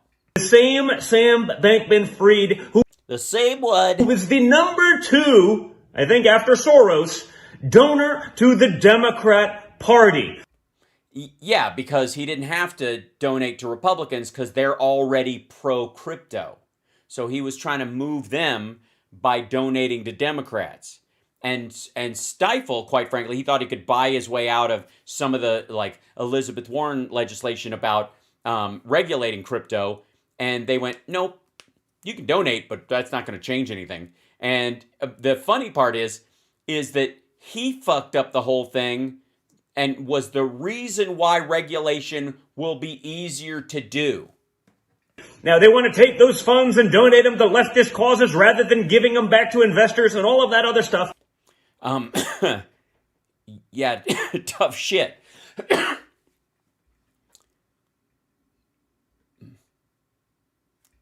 Tough shit. What investors? What you want to put in like an Epstein fund? But this is a person who was wrapped up in that scandal. He was so wrapped up in that scandal. She ran a fund that was in... She ran a fund that was doing the thing, and I'm reading it here. And crypto was supposed to bail me out of my dad's prison. Why can't I break free, guys? Involved in it. Involved in it. I'm reading a thing. Little bunny, fuck you, hopping down the trail. Close colleague of crypto king Sam Bankman-Fried, Ellison is now pleading guilty. He's just going to do that the entire time he reads because he's an infant. Saying she knew what they did was illegal. Right, because she's taking a plea deal. And part of taking a plea deal is admitting guilt and being open what was going on, to what's going on, so you can get less time and the like. By the way, you should familiarize yourself with this tactic, Junior. I'm just saying, there will more than likely be articles about you doing exactly the same thing. That's how a plea deal works. You admit that you fucked up and you knew it. So she knew. She knew that I was a sucker, racked on blow, down in the Bahamas. She knew all the time. Those weren't real Bitcoins. They were just chocolates. What they did was illegal. Right, because that's what you have to say for plea deal. But the Washington Post is still trying to make her into a victim.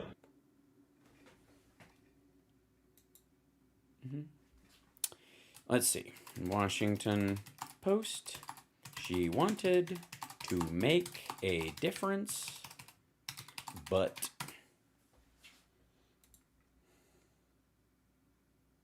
oh, sorry. I got to do it. Okay. Yeah. Caroline Ellison. Now. Okay. Here you go. Wanted to make a difference. Now she's facing prison. A close colleague of crypto king Sam Bankman-Fried, Ellison now pleading guilty, saying she knew what she did was illegal. Is it okay if I read it that way instead of doing little bunny fuck you fingers? Okay, good.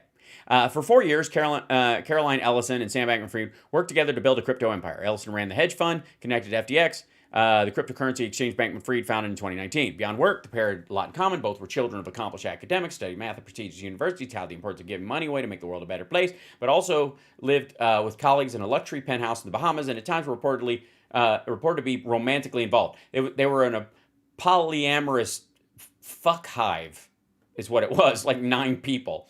By the way, we also now know that Sam Bankman-Fried was using like an anti-Parkinson's drug as a for off-label use as a nootropic, a brain stimulant, and one of the side effects is that it makes you more likely to take risks and gamble away a lot of money, and it raises your libido to unmanageable levels. Welcome to my own personal hell. Now, however, Ellison is split from Bankman-Fried in a big way. She's cooperating with federal prosecutors who have accused him of orchestrating one of the biggest financial frauds in U.S. history. Right, that's the part. There you go. She's cooperating. So to cooperate, you have to admit guilt. There you go. Cooperating. There, I typed it. Okay. Last month, she pleaded guilty to charges alleging that she and others conspired to steal their customers' money to invest in other companies, make political donations, and buy expensive real estate, charges that carry a maximum sentence of 110 years in prison. At December 19th hearing, Ellison apologized to FTX customers and investors, saying she knew what she did was wrong. He pleaded not guilty, but he's the hero in this, according to Don Jr. Gary Wang quit it. Also pleaded guilty in December. Gary has accepted responsibility for his actions and takes seriously his obligation as a cooperating witness. Yeah, both of them are turning on that fucker who's got all the money and socked a bunch of it away to fight to make sure he never sees the inside of a jail or he can escape or whatever the fuck. The math whiz is just like how it started, and her father encouraged her and sister to get into math competitions. Unsure what to do with their degrees, you can apply for internships. Ellison did 2 internships with Jane Street Capital. Bankman-Fried told her about the cryptocurrency firm he started, Alameda Research. Soon she quit Jane Street to join him. It seemed like a cool opportunity too cool an opportunity to pass up. On her Tumblr blog called World Optimization, she wrote that she didn't get into crypto as a true believer. It's mostly scams and memes when you get down to it, she wrote, but she saw value in the core technology behind crypto, which allows transactions without a bank or government mediating them. Okay, that difference she wanted to make was a anarchist, nihilist, low-end Ayn Randy bullshit, just like Junior here. Okay, I mean, think about that. Think about it. I've been thinking about it. The Washington Post is a legacy media. Owned by Jeff Bezos. Owned by who apparently didn't invest in FTX. Weird. Okay, so it's the Amazon Washington Post.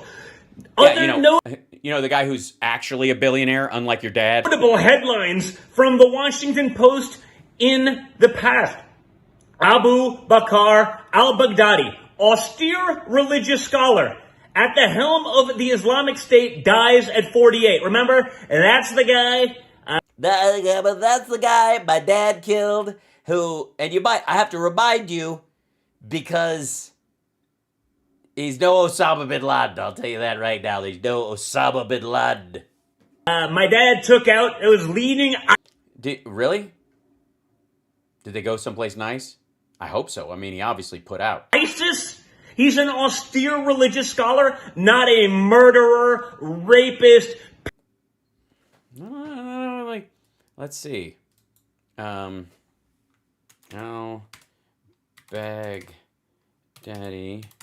austere religious leader dies. Okay.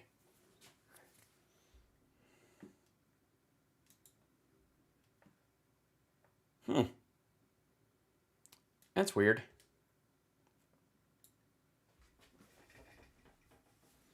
Abu Bakr al-Baghdadi, extremist leader of Islamic State, dies at 48. This article was published more than 3 years ago.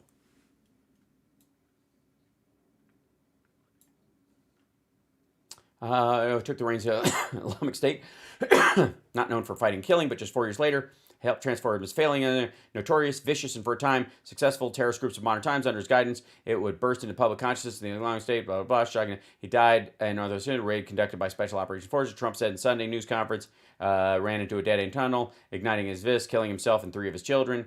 Baghdadi was vicious and violent. He died in a vicious and violent way, a coward running and crying. I remember that. The man at the helm of the caliphate was beaten back and finally destroyed during his tenure. Could come to minor sleep.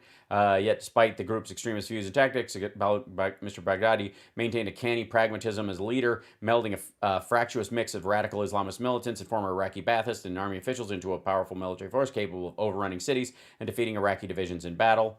He was a guy who could build bridges between foreign fighters and local Iraqis. Who wrote the author of the ISIS Apocalypse, a 2015 history of the Islamic State.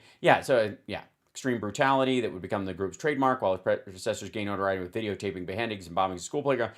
He reveled in ghoulish displays of violence, often as the subject of elaborately produced videos. His followers carried out mass crucifixions, turned female captives into sex slaves, and gleefully executed prisoners by stoning, hacking, or burning them alive, always with Mr. Baghdadi's implicit blessing. So yeah, it's a fawning obituary. They just, yeah. Are they voting on the floor now? They came back? Oh, shit. Hold on one second.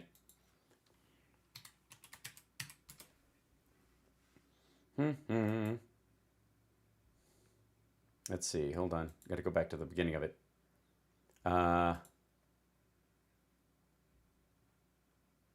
C-SPAN. Make up your own mind.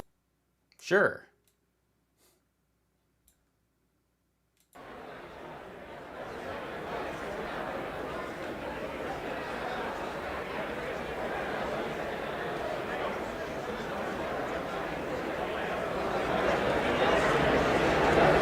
Yeah, who actually thinks any of this shit's going to change?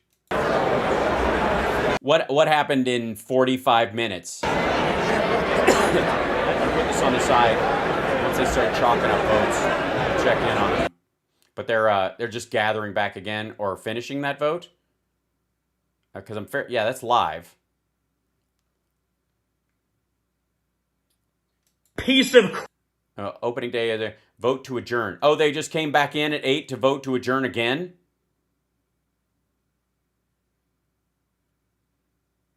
All right. Crap. This is the Washington Post. This is another article from the.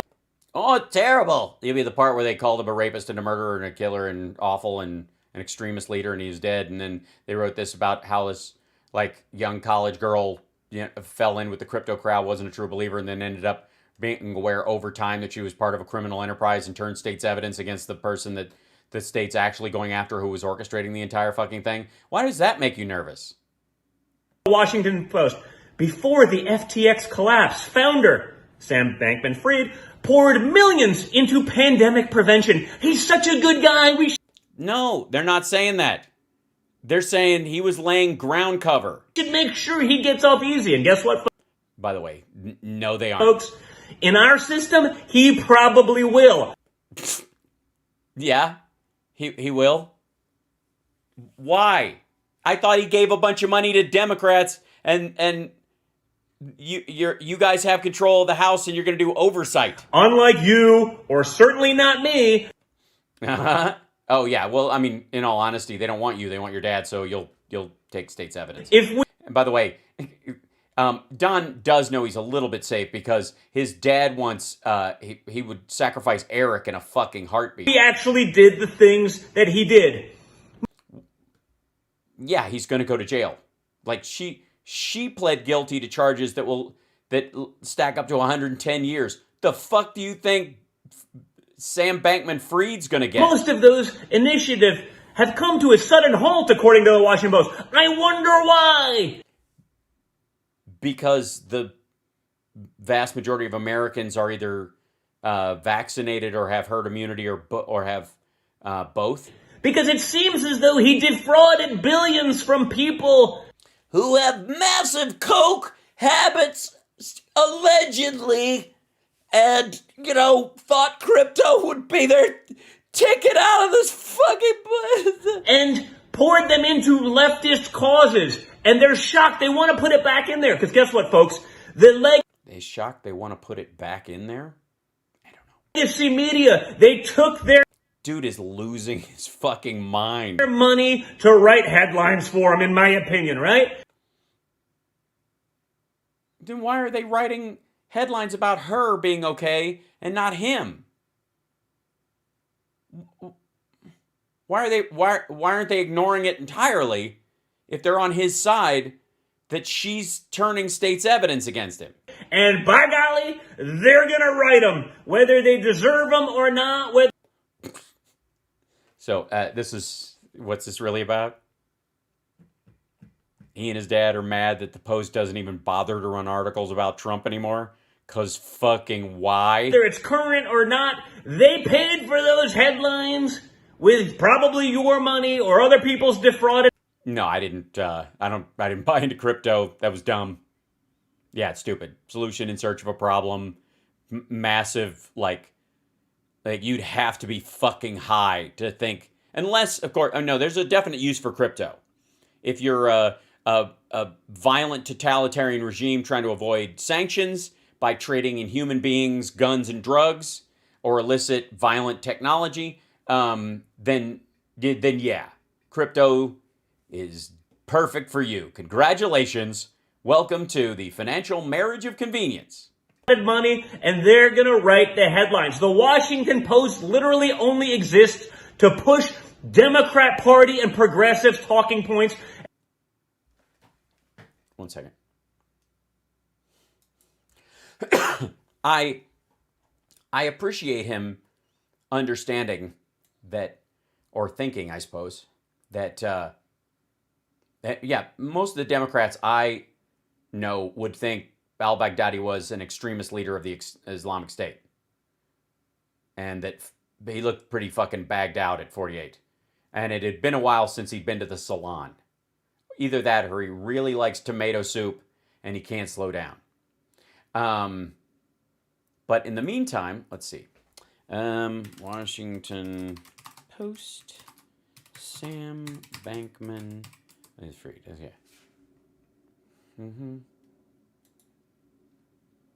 Well, what do we know? What do we know about the case against Sam Bankman-Fried? After the demise of his FTX crypto empire in November, Sam Bankman-Fried portrayed himself as a hapless but well-intentioned chief executive who made a series of calamitous mistakes, but never knowingly committing fraud. But a day after his arrest in Bahamas, U.S. Securities and Exchange Commission, Department of Justice, and Commodity Futures Trading Commission filed civil and criminal charges against Bankman-Fried, including that he had orchestrated a scheme to bilk equity investors of more than $1.8 billion. The next week, prosecutors announced that 2 members of his inner circle had pleaded guilty to fraud charges. What is FTX? It had grown into a sprawling crypto enterprise, blah, blah, blah. They describe it. How did it grow so big? Alameda initially made profits by applying traditional techniques of arbitrage to the Bitcoin market. Bankman-Fried and co-founder Gary Wang quit it, found ways to buy the world's biggest cryptocurrency on Asian exchanges where it was selling for slightly less and sell it on exchanges where it was selling for slightly more, which is, by the way, the Soros method. That's how he got rich, betting against the British pound.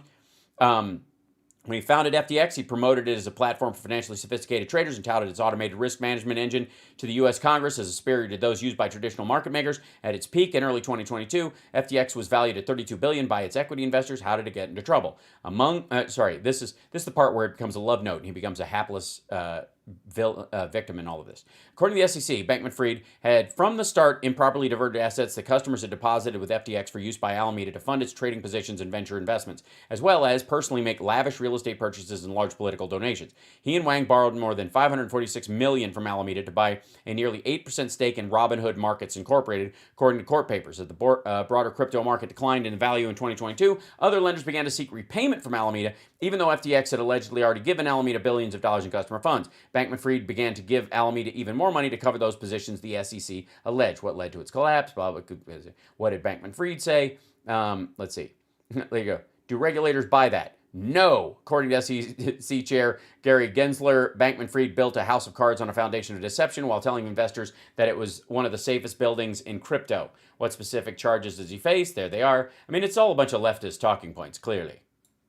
We're all on his side not because of the crypto thing, but because he's in a polyamorous relationship and we're all hedonists. Lefty hedonists will let, if you have, if you live in a group sex home, we're all hands off, literally. Ew. And to stir up hatred, whether it's racial or otherwise, to make sure you get through the extremist leftist paywall for their subscribers. The extremist leftist paywall for their subscribers.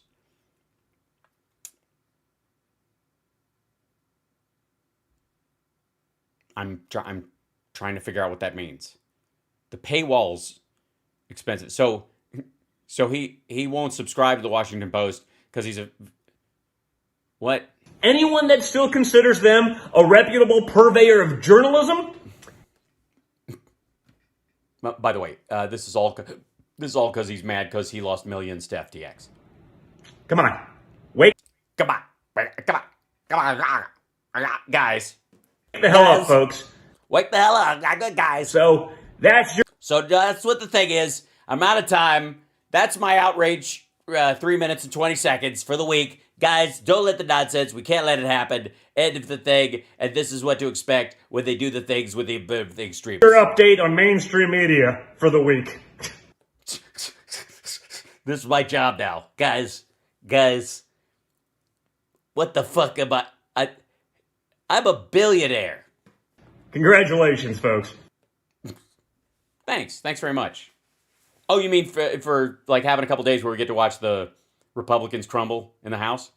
Yeah, it's good. Thank you. I appreciate it. Way to be, it's mighty blotchy of you. Wow, that's the entirety of it? Hold on one second. Cancel. Hold on. We'll check back in. They motion to adjourn. They just motioned to adjourn.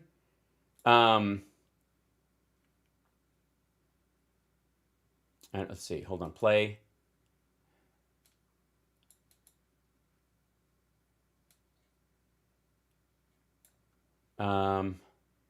Nays are 195. The A's are 186. 5 minutes remaining. 53 have not voted. Nobody's voting present on this.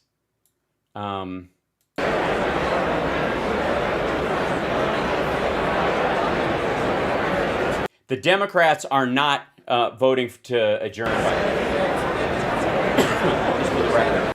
This is pretty hilarious. The Republicans want to get the fuck out of there, and the Democrats are saying no. And if all the Republicans don't come back in the room, it's a 1-to-1 vote. Super fun. Oh God, it's so good. The Republicans, they're basically calling the Republicans like, get the fuck in here. One Republican voted nay with the Democrats.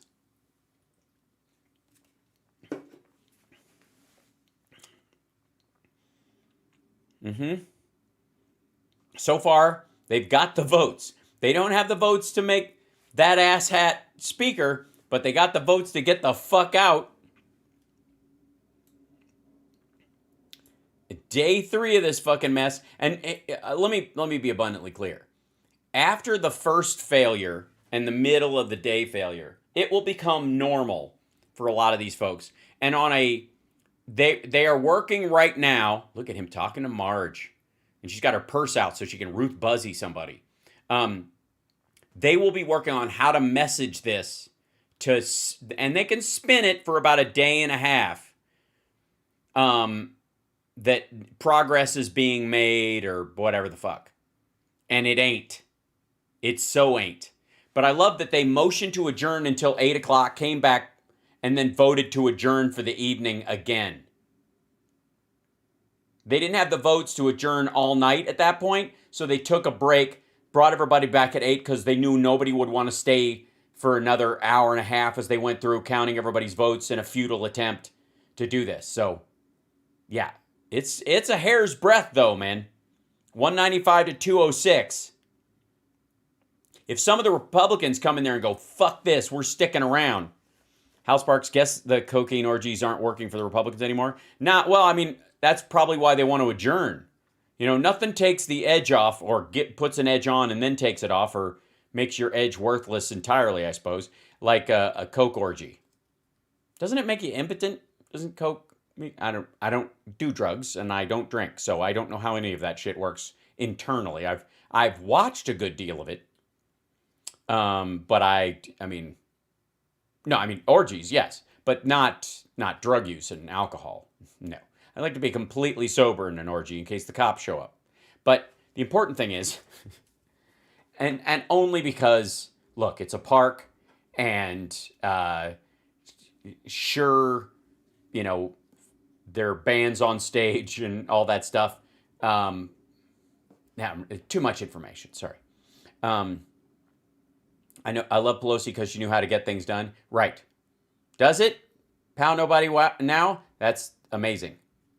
Thanks, hilarious Hal in the chat. You're very welcome. Let's just see the tail end of this. We got a minute and 12 seconds left, and I will leave you guys. Thank you guys for watching tonight, by the way. It's been a joy. Tomorrow, I'm sure we'll see a revisit of some of this stuff. Tomorrow's show is later in the afternoon, so we'll have been through a couple more of these things, and it will be hilarious.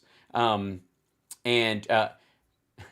try to break out of, like I tried to take a break with Don Jr. for a second there and just the topic, but this is kind of great. I'm enjoying it. Well, this is history. It's been 100 years since this, and if I could have streamed that, oh man, it has been awesome. I thought that was George Santos for a second. It is, because they all are. Well, this is going well. I think it's going well. This is all going well. It's going very well. It's all going very well. Yeah, some people walked in, voted, and fucked off because they know which way the vote's going. Yeah, tick, tick, tock, tick, tock, tick, tock. 4 vote difference. Come on now. 203 Democrats, 207 Democrats. No is beating yay. 3 seconds too. No! The vote fails. The vote fails. They gotta stick around. That's hilarious. Order. Everybody's yelling order.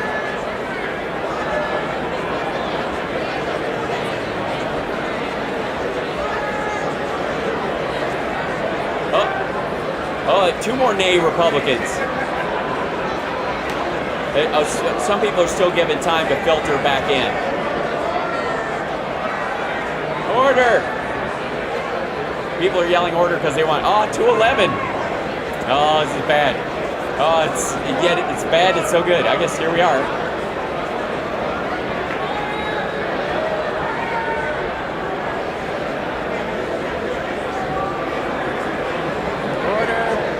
Have all members-elect voted? No! People are still like, get the fuck in here! Does any member-elect wish to change his vote? Read the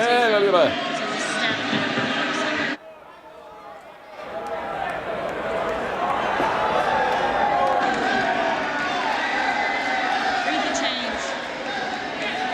Off no, on aye for Mr. Gosar.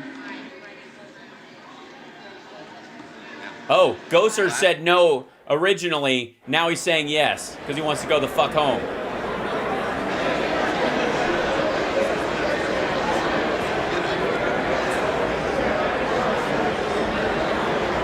On this vote, the yeas are 213. Order. Hold.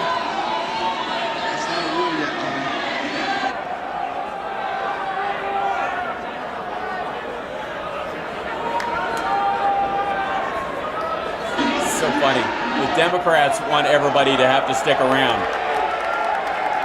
Oh. Some people are rolling in. Get down there. Get voting. Get out of the way. Let them vote.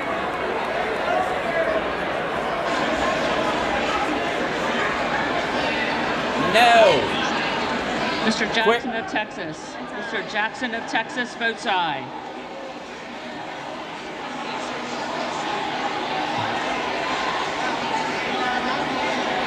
Voting no-ish. She's explaining it.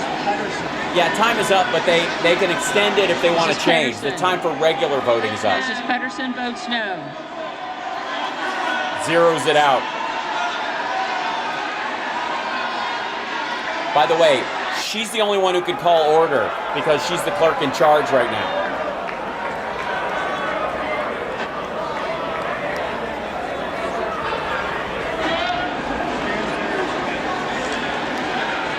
I think these are all Democrats running in to vote no. Oh shit, it's 216 yay. So they're trying to stop them. Hair's breadth. 5 people are not voting. Those people are going to change their vote. Ms. Stansberry votes no. Yeah, right. 214, Ms. Van Dyne. She votes no. Ms. No, Van Dyne she votes yes. voted aye. Yeah, that's Van Dyne. That's who we saw yesterday. She was on television and had to run back to the vote.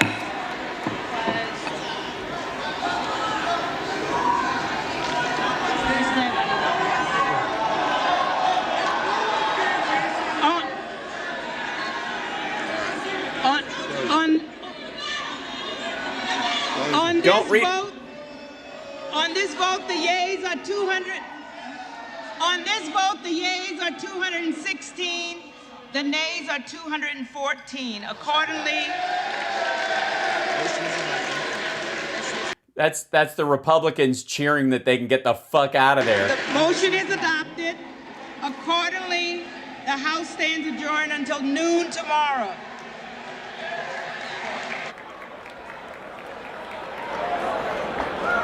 There you go. Just leave the gavel in her hand.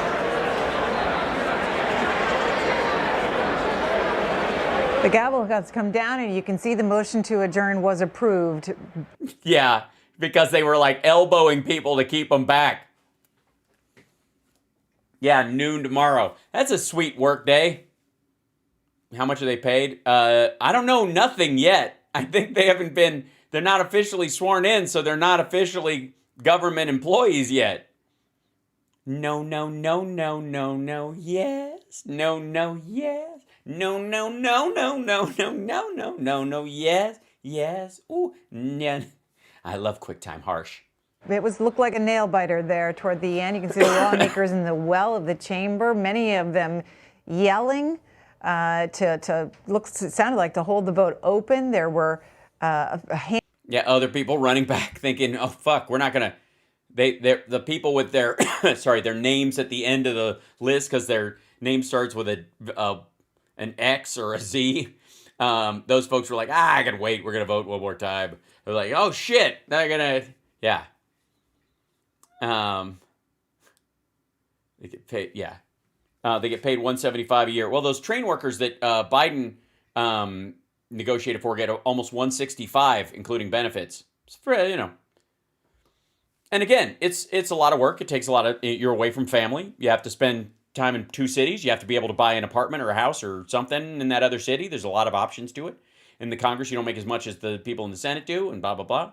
That's whatever. I should call in? No. No. You deserve me. C-SPAN doesn't deserve me. I'm not going to wait on hold. Who won? They're going home for the night. So they're going to check back in at noon tomorrow. Oh, boy. How many trains are there? 12? No, there's hundreds. And by the way, it includes freight as well. All workers deserve sick pay. Yes, they have... The difference is whether they get 3 or whether they get 7. The Dems want them to get 7. The negotiated number was 3. They get a lot more health care than other people because trains can be dangerous. So the idea is that they can afford to take those days off because and it's not equal to all the workers. So what the Democrats are trying to do is get it equal across the board, 7 for everybody. And that's where the balking point comes from. Love troll callers on C-SPAN. Yeah. Baba Booey, right? Yes. Nail biter? Yeah. Oh, this is so fun. It's so fun. All right, I'm going to let you guys go because no doubt we're going to be here late tomorrow since I start late and it's going to be cuckoo for Cocoa Puffs. Although by the time I start the show, they'll be like motioning to adjourn 3 or 4 times. Yeah, no vote tonight. They're done for the evening. We still do not have a Speaker of the House. 2 days in a row.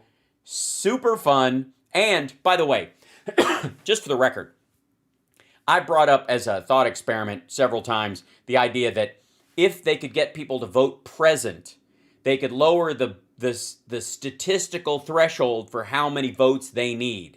And they need to get it, they'd have to be really precise. I did the math, and because the margin is so narrow, there's no way they can do it unless they got Democrats to vote for Speaker in a situation where there's no reason to, because at that point, once you lower it enough for Kevin McCarthy to get past the Freedom Caucus, you would have to lower it far enough where Hakeem Jeffries could win. So it's just I don't know. It's just fun. It's just, the whole thing's a fucking mess. There is no out. You know, I was jokingly, you know, playing around with that theory, because if it was like, if you had a situation where it was like 260, you know, and they were losing like 40 votes or something, and they could like wedge off some of them and go for some Democrats, because the Democrats know they're nowhere near getting back the majority. There's statistically, like numerically, you could get there by doing 20 present votes or some shit. It's that, yeah. At this margin, there's no fucking way. Once they cleared 6 people voting against him, the whole the math, you might as well just flush the fucking toilet. It's so good. This has been fun. Isn't this fun? What'd I tell you? There will not be enough popcorn for 2023. Also, for the record, if the Republicans do manage to maintain their majority all the way to the fall, they're going to raise the debt ceiling. They might bitch about it for a week. They're going to raise the debt ceiling. They're going to get, like, anybody is going to, like, the Dems will all vote for it, and then enough Republicans will vote for it after having their arms twisted or their nose picked, whatever they prefer, by Senate Republicans. And that'll be that. I'm telling you. Yes, we do live in interesting times, Francie. Yeah, it's going to be a banner year for Dems, and the Republicans are just going to make a fucking mess out of all of it because they don't care. They think this is a bumper sticker job, and they're wrong. So on that note, again, we count our blessings that the people behind this insurrection that happened on January 6th and the assholes that are kind of undermining things now are the same people, and they're all morons. To the person, they are stupid. Even the smart ones are dumb. It's fantastic. And Kevin McCarthy is equally as stupid. I honestly, did you see the notice about SnapCam? I did not. What happened? Is it going to stop working or something? Dear God, tell me, Bobby, tell me. I'm going to make my own. Is that what has to happen? How can you go wrong if you elect a bunch of loud, doofy people and let them run the place? Right. Oh, some changes. Okay. Well, we'll see. I'll look into it. Thank you. Anyways, much love to you guys. I will see you tomorrow. Just try to, you know what? Pace yourself with the popcorn. You don't. Nobody needs that much salt. I like mine kind of plain. I got to be honest. I like the taste of plain popcorn because I haven't burned my my taste buds out over the years. You know, like Junior has blown away his hard palate. Anyways, all right. Much love to you guys. Thank you guys so much for the support. And Shadow Woman, thank you again for the subs. It helped almost single-handedly keeping our number up on the sub machine. It's just great. Thank you so much. Thanks to our patrons, patreon.com/HalSparks. Bless you guys. I'll see you soon. Take care of yourself and take care of somebody else. Oh, boy. Now I get to go watch the aftermath shows. Oh, God.